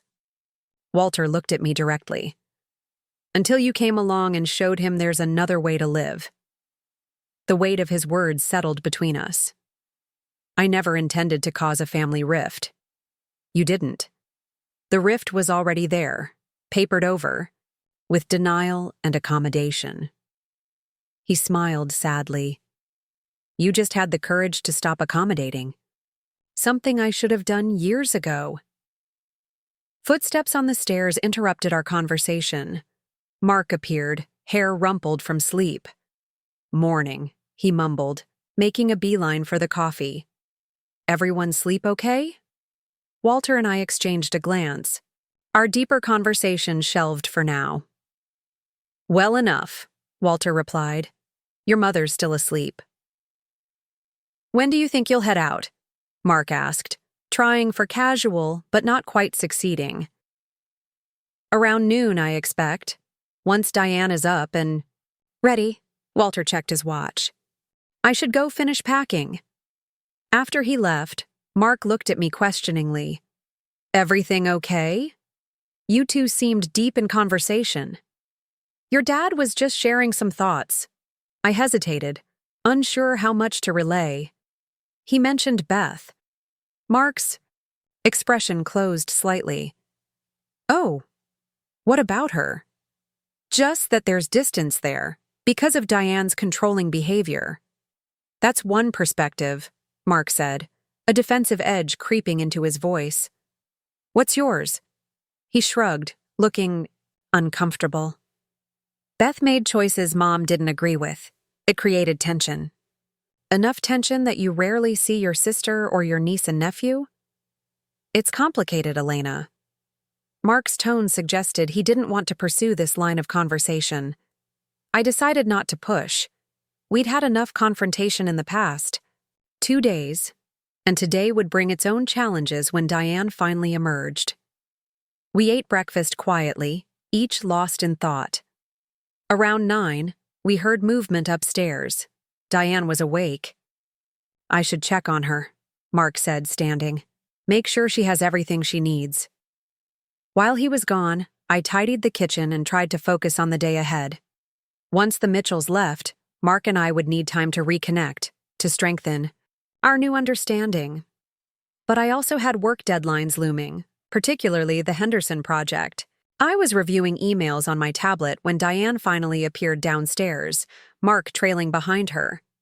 She looked pale but composed, her chin held high with practiced dignity. Good morning, Diane, I said, aiming for polite neutrality. Coffee? No, thank you.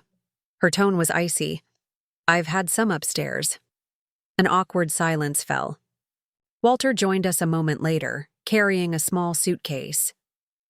That's the last of it, I think, he said. The car's mostly packed. Already? Mark looked surprised. I thought you weren't leaving until noon. We found an earlier check-in time. At the Oakwood, Walter explained. Seemed sensible to get settled as soon as possible. Diane's lips thinned with displeasure, suggesting this accelerated timeline wasn't her preference. Yes, very sensible, since we're clearly unwelcome here. Mom? Mark began, but Walter interrupted smoothly. We're grateful for the time we had here, he said firmly. And we understand that everyone needs their own space. Diane made a small, dismissive sound but didn't contradict him. Progress, of a sort. Can I help carry anything to the car? I offered. No need, Walter replied. Everything's ready except this last bag. We can manage. More awkward silence followed. I glanced at Mark, who looked torn between relief that they were leaving and guilt over the circumstances. Well, Diane finally said, her voice brittle, I suppose this is goodbye then. It doesn't have to be goodbye, I said carefully. Just goodbye to living together. You're still welcome to visit. How generous, she replied, sarcasm evident. I'll be sure to call ahead and make an appointment. Mom, please, Mark said wearily. Let's not do this. Diane turned to her son, her expression softening slightly. I just want what's best for you, Mark. I always have. I know, Mom, but I'm an adult. I get to decide what's best for me now, and what's best for me is supporting my marriage and respecting Elena's boundaries. Diane's face tightened again. So, I've heard, repeatedly. She picked up her purse. Walter, I'll wait in the car. After she swept out, Walter sighed heavily. Give her time. This is a significant adjustment for her. How much time? Mark asked, frustration evident. Because I'm tired of walking on eggshells around her emotions. That's a fair question, Walter acknowledged. And one I don't have a perfect answer for. But I'm working on it with her, for all our sakes. He embraced his son, then turned to me, offering his hand. I took it, but then stepped forward to give him a brief hug instead. Thank you, Walter, for understanding. Thank you for having the courage to draw the line, he replied quietly. It was long overdue. We walked them to the car, where Diane sat rigidly in the passenger seat, staring straight ahead. She rolled down her window briefly. Mark, I expect you'll call me tonight, to check that we're settled properly. It wasn't a question or a request, but a command. One last attempt to maintain control.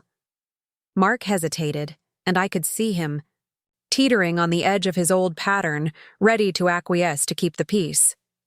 Actually, he said slowly, Elena and I have plans tonight. I'll call you tomorrow to check in. Diane's face registered shock, then hurt, then anger in rapid succession. I see. Well, don't trouble yourself if you're too busy. Walter started the car before she could say more.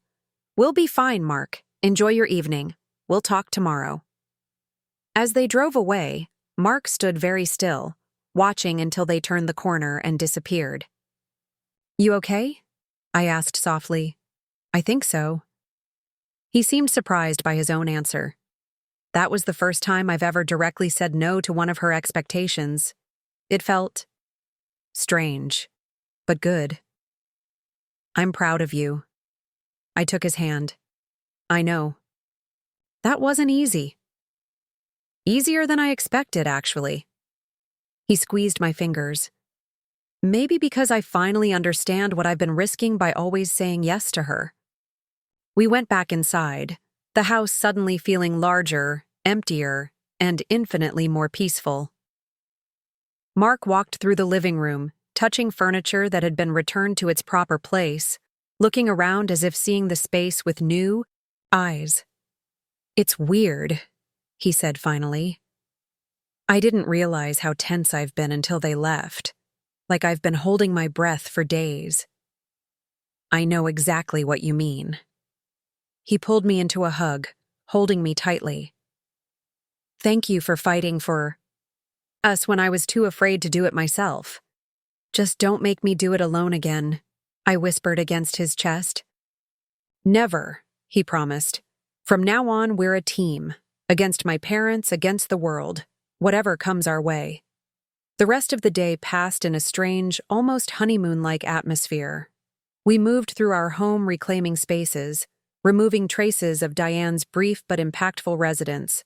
I found my spices rearranged, my cookbooks reorganized, even my shampoo replaced with a brand Diane preferred. Each discovery was both irritating and oddly amusing now that they were gone. In my office, I was relieved to find most things untouched. Though my desk chair had been swapped for one from the dining room, apparently Diane found my ergonomic chair unsightly. Mark helped me switch them back, shaking his head at his mother's audacity. I never realized how much she just changes without asking, he admitted. When you live with it your whole life, I guess you stop noticing. Or you learn it's easier not to object, I suggested gently. Yeah, that too. He looked thoughtful. You know, I think the last time I directly contradicted her before all this was in college, when I changed my major from business to computer science. She didn't speak to me for 2 weeks. 2 weeks of silent treatment for choosing your own major? That's extreme, Mark. I know, but at the time, it felt devastating. Like I'd done something terrible by disappointing her. He ran a hand through his hair. So Mom stopped disappointing her. Became the son she wanted, even when it went against what I wanted. Until now. Until now, he agreed. Until you showed me there's another way to live. To love family without being controlled by them. His words echoed Walter's from that morning, making me wonder just how profoundly Diane's control had shaped both men's lives, and how breaking free from it might transform them. In the afternoon, I returned to work on the Henderson project while Mark caught up on his own assignments. The normalcy felt luxurious after days of disruption. Around 4, I received an email from Janet Henderson approving my final designs with enthusiastic praise, a perfect end to an emotionally exhausting week. As I closed my laptop, my phone rang, Zoe checking in. The in-laws' exodus was today, right? How did it go? She asked without preamble. Surprisingly well, I replied. Diane was frosty but controlled. Walter was actually supportive, and they're gone, which is the important part. No last-minute dramatics? No tearful scenes? Or guilt trips? Some minor guilt tripping, but nothing Mark couldn't handle. I smiled, remembering his calm refusal of Diane's demand. Actually, he stood up to her, really stood up to her, maybe for the first time in his adult life. Wow, character development. I love it. Zoe's tone turned more serious. And how are you two doing? After all the legal threats and revelations? We're healing. Talking more openly than we have in months.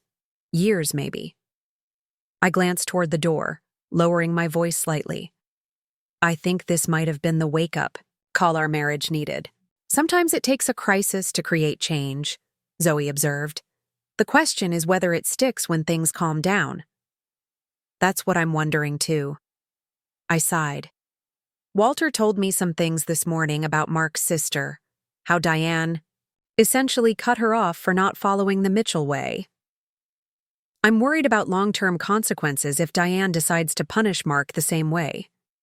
Do you think she would? I think she's capable of it. The question is whether Mark can withstand that kind of emotional manipulation now that he's seen it for what it is. Only time will tell, Zoe said. But he has you in his corner this time. That makes a difference. After we hung up, I sat, thinking about Zoe's words. Mark did have me in his corner, but would that be enough against a lifetime of conditioning? Walter's revelations about Beth suggested Diane's capacity for holding grudges was significant. If she decided to punish Mark for his betrayal, would he stay strong or eventually capitulate to restore peace? I was still pondering this when Mark appeared in my office doorway. Hey, he said, looking pleased with himself. I made dinner reservations. That Italian place you love in the Pearl District. to celebrate our first evening of peace and quiet. That sounds perfect. I smiled, pushing aside my worries. Tonight was for celebrating small victories, not anticipating future battles. We dressed for dinner with a festive air, as if it were a special occasion, which, in many ways, it was. The restoration of our home, the establishment of boundaries, the strengthening of our partnership, all worth commemorating. At the restaurant, tucked into a cozy corner table with candles and wine, Mark raised his glass in a toast. To us, he said, and to our home, which, deed technicalities aside, really does belong to both of us. To us, I agreed, clinking my glass against his, and to new beginnings. We talked about everything and nothing. Work projects, future vacation plans, a movie we wanted to see that weekend. Normal, couple things that had nothing to do with family drama or boundary violations. It felt like rediscovering each other after a long separation. Halfway through our entrees, Mark's phone buzzed. He glanced at it, his expression tightening slightly. "Mom?" I guessed. "Yeah." He silenced the phone without answering. "She knows we have plans tonight. She can wait until tomorrow." I studied his face, looking for signs of the guilt or anxiety that usually accompanied any defiance of Diane's wishes. Instead, I saw calm resolve. "You're really doing this," I said, a little amazed. "Setting boundaries and sticking to them." "I'm trying." He reached for my hand across the table. "For us. For me, too. It feels liberating." "And terrifying?" "A little," he admitted with a small laugh. "I keep waiting for the sky to fall, for some catastrophic consequence. That's how it always felt as a kid when I disappointed her, like something terrible would happen." "Nothing terrible is going to happen," I assured him. "She might be upset, she might withdraw temporarily, but ultimately she's your mother. She loves you." "In her way," Mark said thoughtfully. "With conditions and expectations. Not like—" He trailed off. "Not like what?" "Not like you do." His eyes held mine. "Unconditionally. Even when I was failing you by not standing up to them, you still loved me enough to fight for us." My throat tightened with emotion. "Always," I managed. The rest of dinner passed in, a warm glow of reconnection. By the time we headed home, it felt as if a weight had lifted from both of us, leaving space for joy and possibility. In our kitchen, shedding coats and shoes, Mark checked his phone again. 3 missed calls from Mom, 1 from Dad, and several texts. "Are you going to call back tonight?" He considered, then shook his head. "No. I told her I'd call tomorrow. And I will. Tonight is for us." He silenced his phone and placed it face down on the counter, a small act of independence that spoke volumes. Later, as we prepared for bed, Mark brought up Walter's comments about his sister. "Dad mentioned Beth to you this morning?" "Yes. He said there's distance because she didn't follow your mother's life plan for her." Mark nodded slowly. "That's the simplified version. The reality was messier." "Tell me," I encouraged gently. He sat on the edge of our bed, looking thoughtful. Beth was always more defiant than me, more willing to challenge Mom's authority. When she fell in love with David, her husband, Mom disapproved because he was only a high school teacher, not a professional with status. That's ridiculous. To us, yes. To Mom, status and appearance are everything. Mark sighed. Beth married him anyway. Mom retaliated by barely participating in the wedding planning, criticizing every choice Beth made, and generally making the experience miserable. That's awful. It gets worse. After the wedding, Mom's criticism extended to their home, their lifestyle choices, their parenting decisions once the kids came along. Nothing was ever good enough. Eventually, Beth set boundaries. Told Mom she could visit only if she kept her opinions to herself. Let me guess, Diane couldn't do that. Not even for an hour. Mark smiled ruefully. The final straw was when Mom reorganized Beth's kitchen during a visit, throwing out appliances she deemed unnecessary and rearranging everything to her liking. Sound familiar? Painfully so. Beth asked them to leave. Mom refused. David had to physically escort them out. Mark shook his head at the memory. Mom declared Beth unstable and influenced by her controlling husband. The irony was completely lost on her. And since then? Limited contact, holiday calls. Beth refuses to visit unless Mom apologizes, which Mom refuses to do because she thinks she did nothing wrong. Dad tries to mediate, but ultimately sides with Mom to keep the peace. And you? Mark looked down. I've stayed out of it. Maintained relationships with both sides, but never confronted the underlying issue. The path of least resistance. Until now. Until now, he agreed. Until you helped me see that I was just enabling Mom's behavior. Like Dad has all these years. I sat beside him, taking his hand. Do you think what happened with Beth will happen with us? It might, he admitted. Mom doesn't tolerate defiance. Well, and she'll see our boundary setting as defiance, not healthy adult behavior. Are you prepared for that possibility? He was quiet for a long moment. I think I have to be. Because the alternative is losing you. And that's unacceptable. I leaned against him, both heartened by his commitment and concerned about the family rift that might be widening. Maybe we should reach out to Beth. Let her know she's not alone anymore. Mark looked surprised, then thoughtful. I'd like that. It's been too long since I've really talked to my sister. Later, as we lay in bed in the darkness, Mark whispered, I keep thinking about the house being in your name. What about it? I asked sleepily. It's strangely perfect. The one thing that finally forced change was something you had all along, but never needed to use until absolutely necessary. He pulled me closer. Just like your strength. It was always there, but you only wielded it when you had to. Poetic, I murmured, smiling against his shoulder. I mean it. His voice held wonder. You could have used that information at any time to control our decisions about the house. But you didn't. You only used it when it became necessary to protect us both. That's what love is, I said simply. Using power to protect, not to control. A lesson my mother never learned, Mark observed quietly. But one you have, I assured him, and that makes all the difference. We fell asleep entwined, our home peaceful, and truly ours again. The battle for boundaries had been intense but necessary, and in its aftermath, something new and stronger was emerging. Not just in our marriage, but in Mark himself. Tomorrow would bring its own challenges.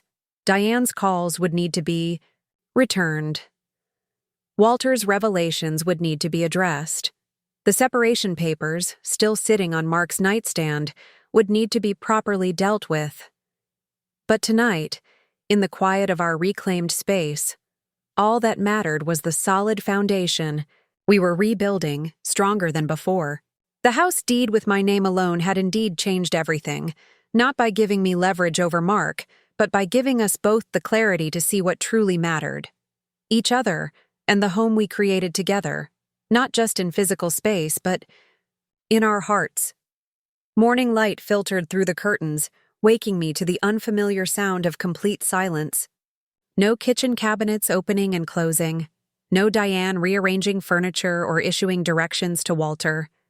Just the peaceful quiet of our home, restored to us. Mark was already awake beside me, scrolling through his phone with a troubled expression. Everything okay? I asked, propping myself up on one elbow.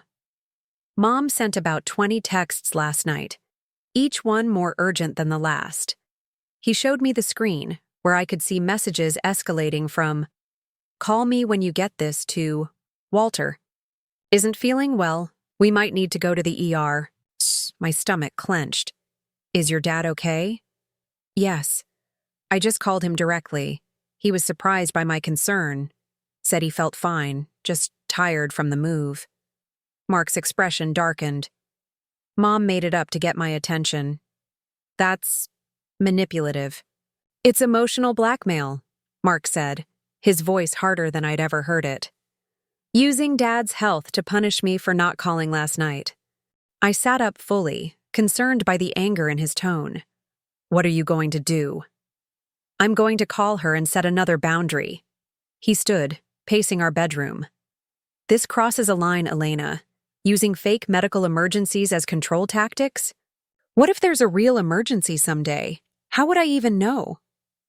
The shift in Mark was striking. Just days ago, he would have immediately called Diane back, apologetic and eager to please. Now he was recognizing and naming her manipulation for what it was. Do you want me there when you call? I offered.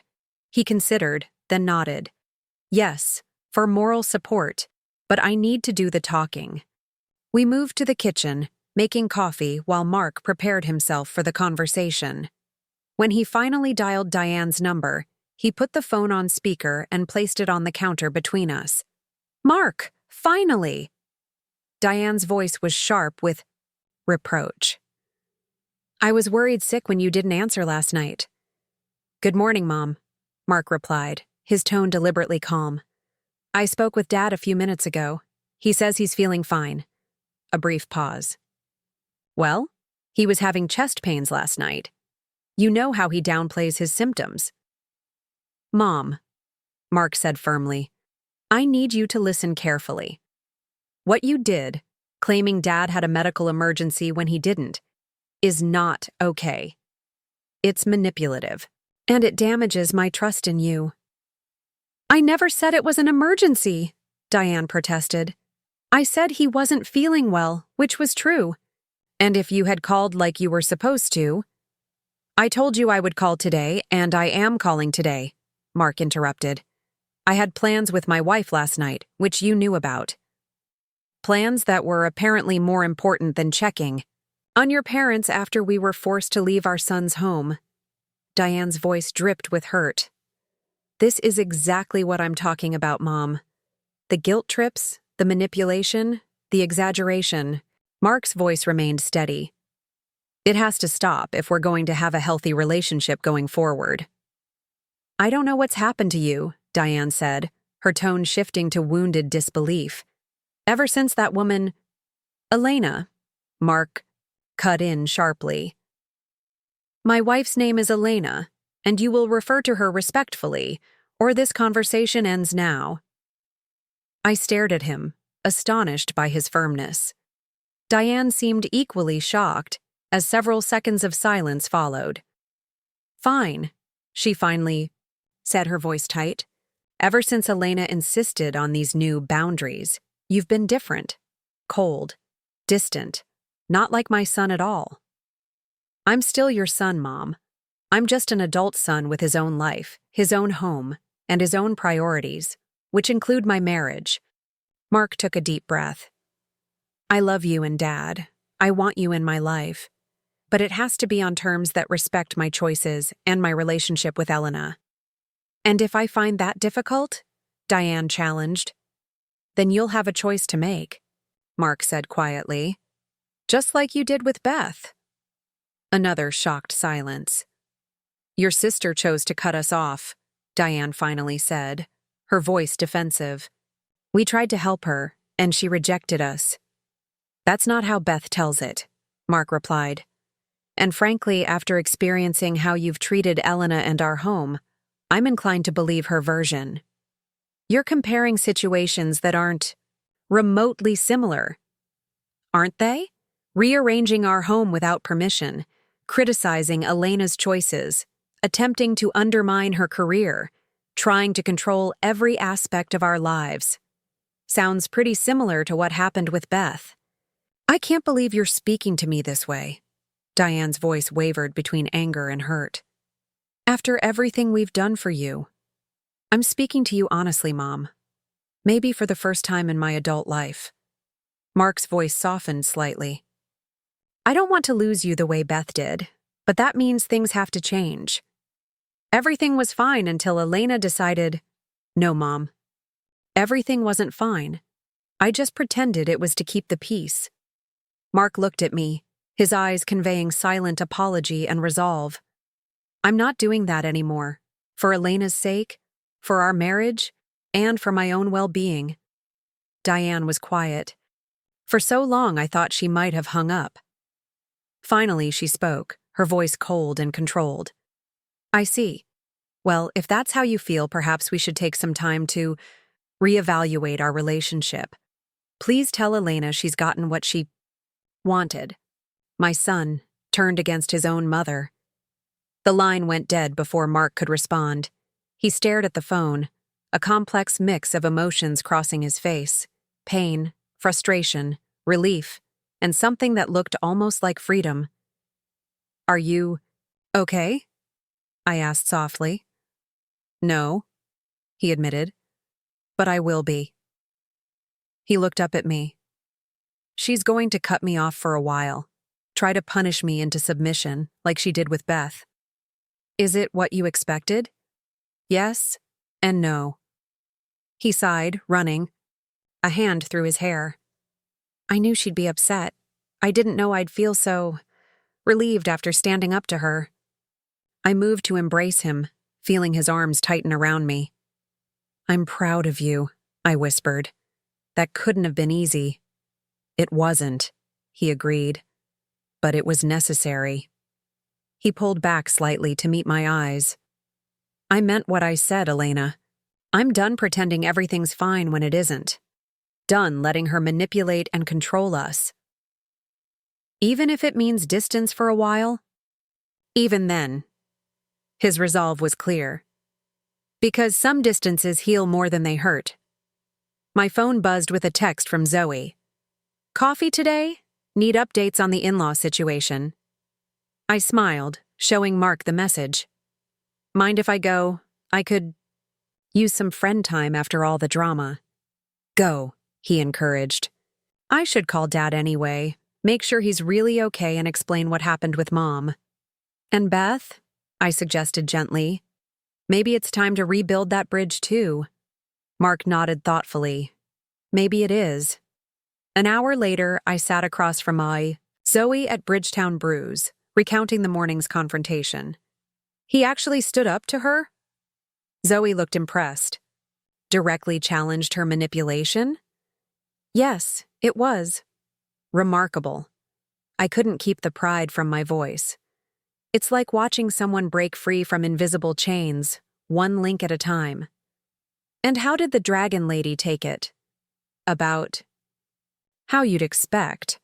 Hurt, defensive, eventually threatening to re-evaluate their relationship, which apparently means giving him the silent treatment until he falls back in line. Will he? Zoe asked the question I'd been asking myself. I don't think so, not this time. I stirred my coffee thoughtfully. Something shifted in him, Zoe. He's seeing her behavior clearly, maybe for the first time in his life.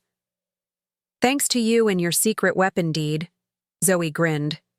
Still can't believe that worked out so perfectly. Like the universe was saving it for exactly when you needed it most. I never wanted to use it as leverage, I admitted. It felt manipulative. No more manipulative than his mother moving into your home without asking, Zoe pointed out. Sometimes we need to use the tools available to protect ourselves.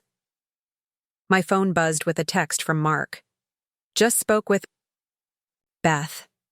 She's coming to visit next month. Just her. No kids or husband yet. Baby steps.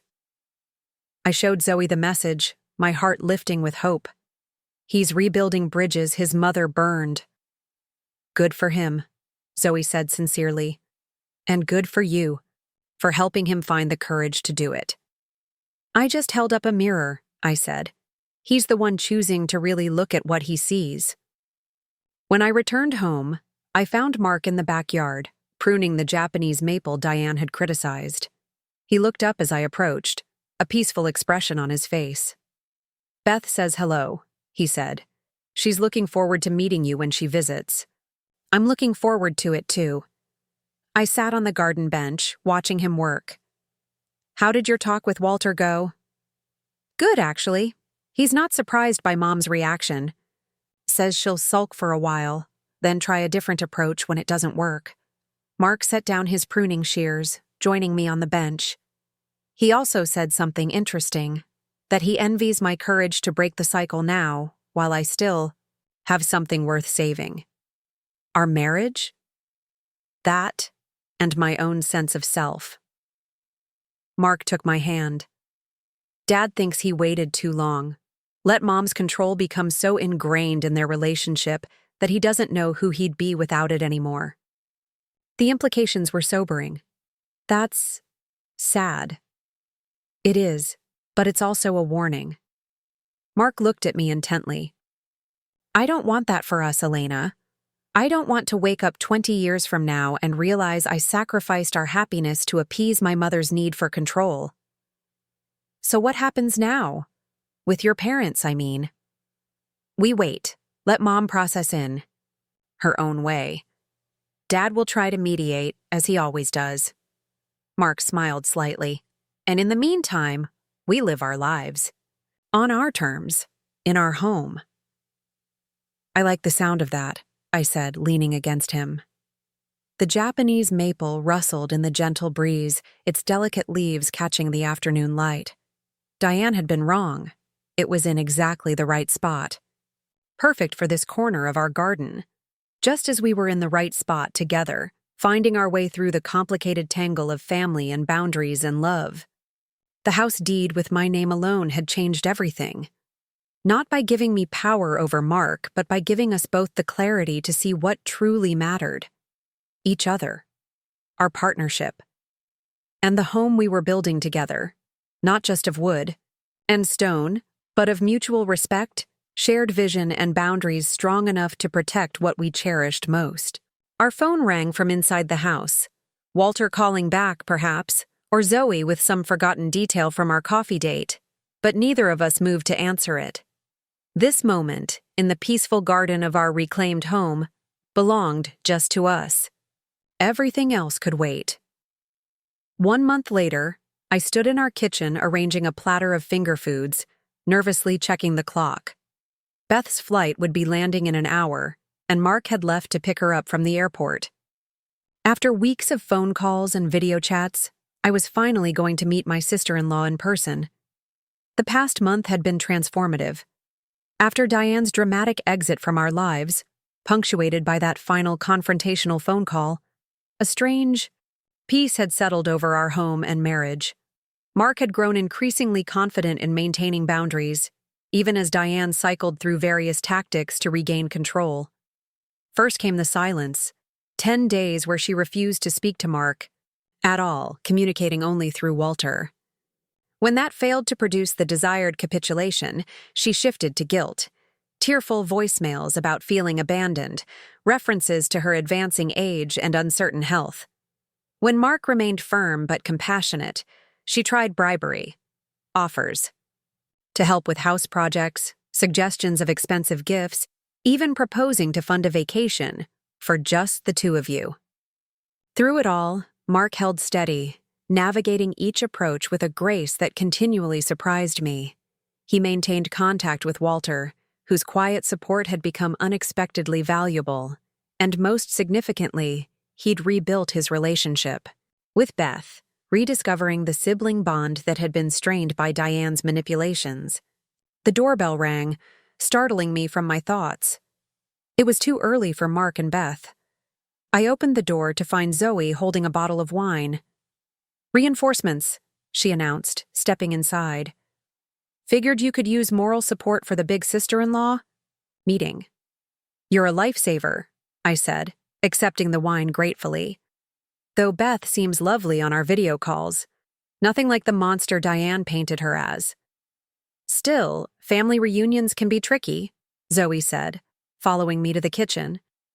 "Especially ones that involve healing from shared trauma." "Trauma seems like a strong word," I protested, though part of me wondered if it was accurate after all. Controlling parents leave their mark, Zoe said simply, helping herself to an tea olive from the platter. Sometimes the deepest wounds are the ones we don't recognize as wounds at all. I couldn't argue with that. Over the past month, I'd watched Mark uncover and examine patterns of behavior he'd never questioned before. His need for approval, his conflict avoidance, his tendency to sacrifice his own wants for others' expectations. Diane's influence ran deep, manifesting in ways neither of us had fully recognized until now. "Has the Dragon Lady made any direct contact with you?" Zoe asked, helping me arrange the food. "Not since they left. She speaks about me to Mark, but never to me." I smiled wryly. "I'm your wife, or on her more dramatic days, that woman." "Charming," Zoe deadpanned. "And Walter?" "He calls occasionally, always polite, asks about my projects, seems genuinely interested." I shrugged. "It's still awkward, but there's an authenticity to him now that wasn't there before." The sound of a car pulling into the driveway interrupted our conversation. My stomach fluttered with nervous anticipation. "Showtime," Zoe murmured, giving my arm a reassuring squeeze. I smoothed my dress and took a deep breath as the front door opened.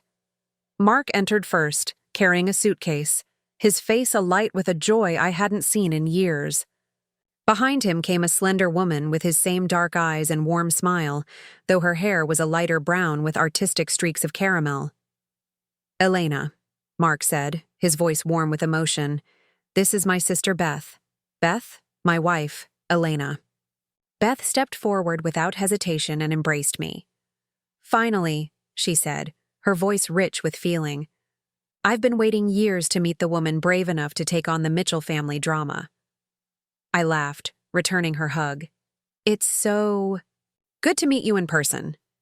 "And this is my friend Zoe," I added as Beth released me. "The attorney who helped engineer the great Mitchell eviction," Beth said with a grin, shaking Zoe's hand. "Mark told me all about your role in the resistance." Zoe laughed. "I mostly provided moral support and occasional legal threats." "Never underestimate the power of a well-timed legal threat," Beth replied with feeling. "My husband's cease and desist letter bought us 6 months of peace after Mom's last boundary violation." The ice thoroughly broken, we moved to the living room with our wine and appetizers. Beth settled into an armchair, looking around with appreciation. "Your home is beautiful," she said, "and distinctly mom-free, which makes it even more beautiful." Mark chuckled. "You should have seen it when she was here. Rearranged furniture, new decorations appearing mysteriously, my ergonomic office chair banished to the basement." "Classic Diane," Beth nodded. "When she visited after Lily was born, I returned from a shower to find she'd completely reorganized the nursery and thrown out all the baby clothes she deemed impractical." "She did not," I gasped. "Oh, she did. That was the final straw for David. He told her either she respects our home and parenting choices, or she doesn't visit." Beth took a sip of wine. "She chose option 3. Play the victim and tell everyone what a controlling monster my husband is." "Sounds familiar," Mark said, exchanging a knowing look with me. "So," Beth said, leaning forward eagerly, "tell me everything about the famous house deed showdown." Mark gave me the highlights, but I want all the delicious details. For the next hour, we recounted the entire saga. Diane and Walter's unexpected arrival, the escalating boundary violations, the financial deceptions, and finally, the confrontation. That changed everything. Beth listened with rapt attention, occasionally interjecting with similar stories from her own experiences. "The parallels are uncanny," she said when we finished. "It's like Mom has a playbook she follows whenever she encounters resistance." "Walter mentioned something similar," I said, "that there's a pattern to her behavior." "Dad's become surprisingly insightful lately," Beth observed. "Mark said he's been standing up to Mom more?" In his quiet way, yes, Mark confirmed. He calls me when she's not around, offers support, apologizes for enabling her behavior, all. These years, it's different. Good different? Healing different, Mark said thoughtfully. Like he's finally acknowledging his role in all of this instead of just passively going along. Beth looked wistful. I wish he'd found that courage years ago. Maybe we wouldn't have lost so much time. A somber mood settled over the room. I thought about the family photos Mark had shown me, the holidays and milestones Beth's family had experienced without the Mitchells present. 3 years of birthdays, Christmases, school performances, moments lost to Diane's pride and Walter's acquiescence. What about the kids? Mark asked, breaking the silence. How do they feel about potentially reconnecting with their grandparents? Cautiously curious, Beth replied. Lily remembers them a little. She was 5 when the big blow-up happened. Max was only 3, so his memories are fuzzy. David is supportive but protective. He wants assurances that Mom won't criticize them or try to take over. Understandable, I said. Has Diane indicated any interest in reconciliation? Beth's expression turned sardonic. Mom doesn't reconcile. She allows you back into her good graces once you've demonstrated sufficient repentance for opposing her. Which you haven't done, Mark observed with a small smile. Not even a little bit, Beth confirmed cheerfully. But with you standing your ground too, she's running out of children to manipulate. That might force some actual self-reflection. Or drive her to new heights of martyrdom, Zoe suggested dryly. We all laughed, the tension easing. Beth glanced at Mark with affection. I can't tell you how proud I am of you, little brother. Standing up to Mom takes more courage than most people realize. I had good examples, Mark said, looking between Beth and me. And a lot to lose if I didn't. The conversation flowed easily after that, moving away from Diane to happier topics. Beth's art gallery, her children's accomplishments, our renovation plans for the backyard. It struck me how natural it felt, as if Beth had always been part of our lives instead of a newly reclaimed relation. After dinner, while Mark showed Beth the guest room, Zoe helped me clean up in the kitchen. She's nothing like I expected, Zoe admitted. From the way you described Diane, I half expected her daughter to be a mess. I know, she's so normal, balanced. I rinsed plates for the dishwasher. Maybe standing up to Diane early saved her from deeper damage. Or maybe she just had better support, Zoe suggested. She mentioned her husband stood by her through everything. Mark had you. External perspective makes a difference when you're dealing with manipulation. I considered this as we finished cleaning. Was that the key difference? Having someone who could see the situation clearly, who wasn't enmeshed in the family dynamics? It seemed too simple an explanation for such complex emotional patterns, yet there was truth to it. Later, after Zoe had gone home and Beth had retired to the guest room, Mark and I sat on our back porch, enjoying the mild spring evening. Thank you, he said suddenly, taking my hand. For what? For making today possible, for standing your ground when I couldn't, for giving me back my sister. His eyes shone with emotion in the dim porch light. I'd forgotten how much I missed her. You did the hard work, I reminded him. You're the one who reached out, who maintained boundaries with your mother, who kept rebuilding despite Diane's attempts to derail everything. Because you showed me it was possible. He squeezed my fingers. Do you know what Beth said to me at the airport before we even reached the car? She said, I like her already because she helped you find your voice. Warmth spread through my chest at his words. Your voice was always there. It just needed space to be heard. We sat in comfortable silence for a while, listening to the neighborhood settle into evening. Finally, Mark spoke again, his tone contemplative. I've been thinking about the deed. What about it? How perfect it is that the house is legally yours, when you're the one who made it a true home. He turned to face me. I want to keep it that way. I blinked in surprise. You don't want to add your name to the deed? No. I like the symbolism of it. That legalities aside, we share everything equally. That our partnership isn't about whose name is on paper, but how we treat each other. He smiled. Besides, it's your inheritance, your grandmother's legacy. It should stay in your name. His words touched me deeply. The deed, which had once been leverage in a family power struggle, had transformed into something else entirely, a symbol of trust and partnership. I love you, I said simply, because nothing else seemed adequate. I love you too. He drew me closer, enough to fight dragons for you, even when they're disguised as my mother. I laughed softly, resting my head on his shoulder. Tomorrow would bring more conversations with Beth, more planning for potential family reconciliation, more navigation of the complex Mitchell dynamics. But tonight, in our home, legally mine but emotionally ours, everything was exactly as it should be.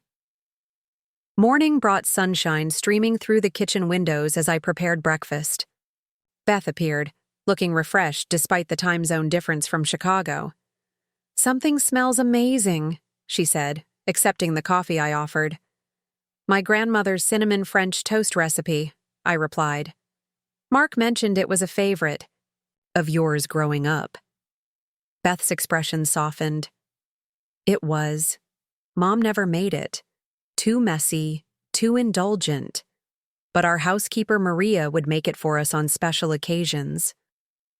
Well, I believe reuniting with your brother after years of manufactured distance qualifies as special, I said, flipping bread in the skillet. Manufactured distance, Beth repeated thoughtfully. That's exactly what it was. Not a natural growing apart, but something deliberately engineered by Mom's manipulation. Mark joined us, hair still damp from his shower. Are we talking about Mom before coffee? Brave. We're talking about manufactured distance, Beth informed him, passing him a mug, and how skillfully Mom created it between us. Mark nodded, his expression turning serious. I've been thinking about that a lot lately. How she's always controlled the family narrative. Who talks to whom, what information gets shared, how conflicts are framed. The Mitchell family information. Minister, Beth agreed wryly. Everything filtered through her preferred interpretation. It's a common control tactic, I observed, serving the French toast. Controlling the flow of information maintains power. Speaking of information control, Mark said, Dad called last night after you went to bed. Mom knows you're visiting. Beth raised an eyebrow. And? And she's hurt that you'd come see us but not her. Says it proves you're taking sides and perpetuating family division. Mark's tone was matter of fact, without the anxiety such messages from Diane would have previously caused him. Classic, Beth sighed, reframing her own controlling behavior as someone else's divisiveness. Dad also mentioned she's considering calling you herself, Mark added, to extend an olive branch. Beth nearly choked on her coffee. After 3 years of silence? Now that I'm connecting with you two independently of her approval, suddenly she wants to reconcile. It threatens her control, I said, joining them at the table. Your reconnection happened without her orchestration or permission. That's intolerable to someone like Diane. Exactly, Beth pointed her fork for emphasis. If she can't prevent the relationship, she'll try to insert herself into it, make it about her somehow. What will you do if she calls? Mark asked. Beth considered the question, cutting her French toast with deliberation. Listen, I suppose. Set clear boundaries. Make it understood that any relationship with me and my family comes with conditions. Respect for our autonomy, no criticism of our choices, no manipulation. Conditions Mom is constitutionally incapable of meeting, Mark observed. Probably, Beth agreed. But that's her choice. I'm done contorting myself to fit her expectations. The conversation shifted to lighter topics as we enjoyed breakfast. But I found myself pondering Beth's words. I'm done contorting myself. Such a simple statement, yet so profound in the context of Diane's influence. Both Mitchell children had spent decades twisting themselves to fit their mother's rigid mold. Mark through compliance, Beth through rebellion and eventual distance. Now both were finding their own shape, their authentic selves independent of Diane's expectations. After breakfast, we took Beth on a tour of Portland, showing her our favorite spots in the city. The day passed pleasantly, filled with laughter and conversation that flowed as if we'd known each other for years instead of a single day. We were having dinner at a local brewery when Beth's phone rang. She checked the screen, her expression shifting to surprise. "It's Mom," she said, showing us the display. Mark and I exchanged glances. "You don't have to answer," he said. "I know." Beth stared at the phone, still ringing. "But maybe I should. Set the tone from the beginning." She answered, putting the phone to her ear. "Hello, Mom." Her voice was neutral, neither warm nor cold. We could only hear Beth's side of the conversation, but it was enough to piece together Diane's approach. "Yes, I'm visiting Mark and Elena." "No, it wasn't planned long in advance." "Because it's my decision who I visit and when." "That's not accurate, Mom. You chose to cut contact when I set boundaries." "No. David didn't turn me against you. He supported me in establishing healthy boundaries that you refuse to respect." Beth's responses were calm but firm, not rising to the emotional bait Diane was clearly offering. Mark watched his sister with undisguised admiration, occasionally nodding at particularly direct responses. "I understand you see it differently. Yes, the children are fine. Growing fast. Perhaps someday, but that would depend on several factors. No, not conditions. Boundaries. There's a difference." The call continued for about 10 minutes, with Beth maintaining her composed demeanor throughout. Finally, she wrapped up the conversation. "I need to go now. We're having dinner." "Yes? I'll tell them. Goodbye, Mom." She set the phone down, exhaling slowly. "Well, that was exactly as expected." "How so?" I asked, starting with wounded innocence about why I'm visiting you but not her, moving to revisionist history about our estrangement, followed by attempts to gather information about my family, ending with fishing for an invitation to visit, which I deflected. Beth took a long sip of her beer. "Oh, and she sends her warmest regards to both of you," which is Diane speak for "I'm pretending to be magnanimous while plotting revenge." Mark laughed despite himself. "Your ability to navigate her tactics is impressive." "Years of practice, therapy, and the perspective that comes with distance," Beth replied. "It gets easier to recognize the manipulation when you're not in the middle of it." "Will you consider letting her see the kids?" I asked carefully. Beth's expression turned thoughtful. "Maybe. With very strict parameters. Short visits, public locations, David or I present at all times." She sighed. "They deserve to know their grandparents, but not at the cost of their emotional well-being or our family peace." "That seems fair," Mark said. "More than fair, considering." "What about you two?" Beth asked. "Any plans for direct contact with her?" Mark and I exchanged glances. "We're taking it slowly," he said. "I talk to her briefly each week, keeping conversations light and redirecting when she tests boundaries. Elena hasn't spoken directly with her since they left. By Diane's choice, not mine," I clarified. "I'm open to civil interaction, but I won't pretend the past didn't happen." Beth nodded approvingly.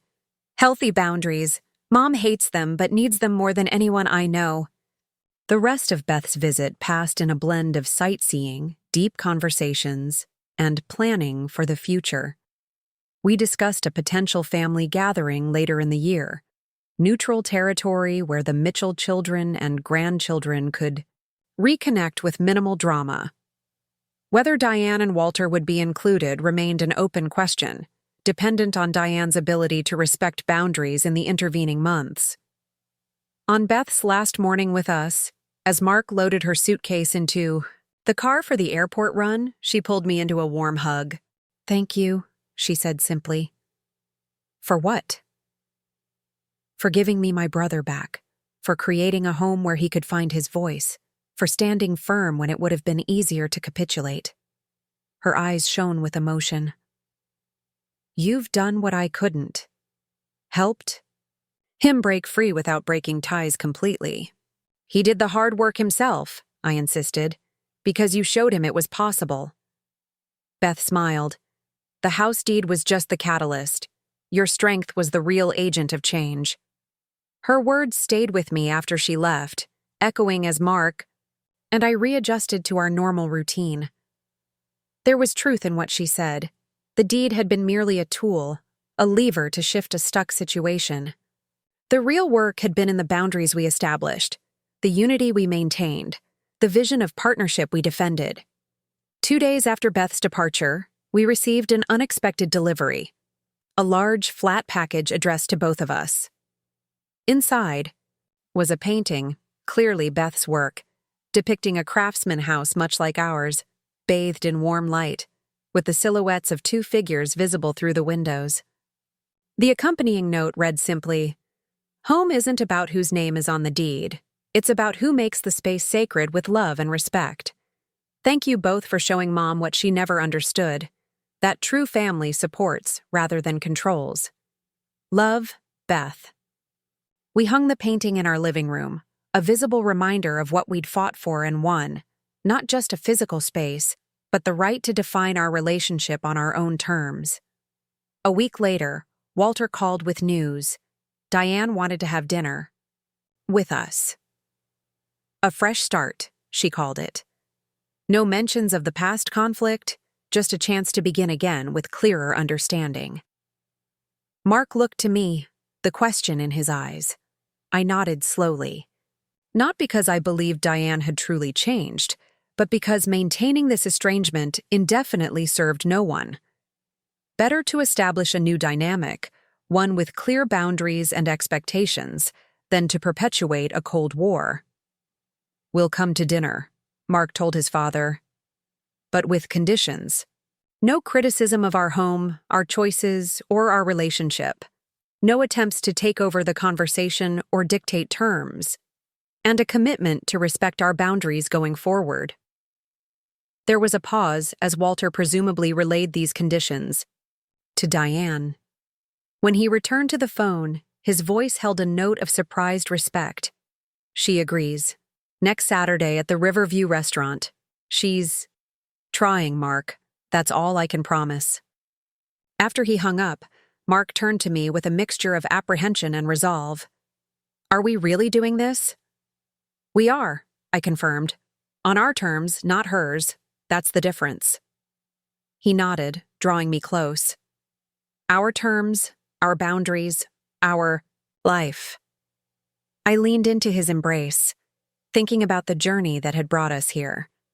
From the shock of finding Diane rearranging our living room to the triumph of reclaiming our space and our relationship. The house deed with my name alone had indeed changed everything, not by giving me power over Mark, but by giving us both the courage to stand firm against external control. Whatever happened with Diane, whether she found the capacity to change or merely adapted her tactics to the new reality, one thing was certain. Mark and I would face it together, partners in the truest sense.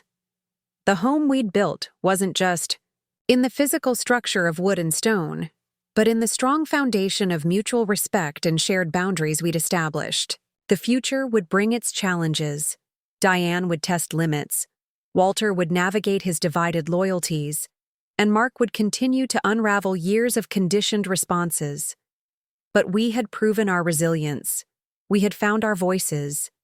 And most importantly, we had discovered that sometimes the most powerful act of love isn't accommodation or sacrifice, but the courage to say no to those who would diminish what we've built together.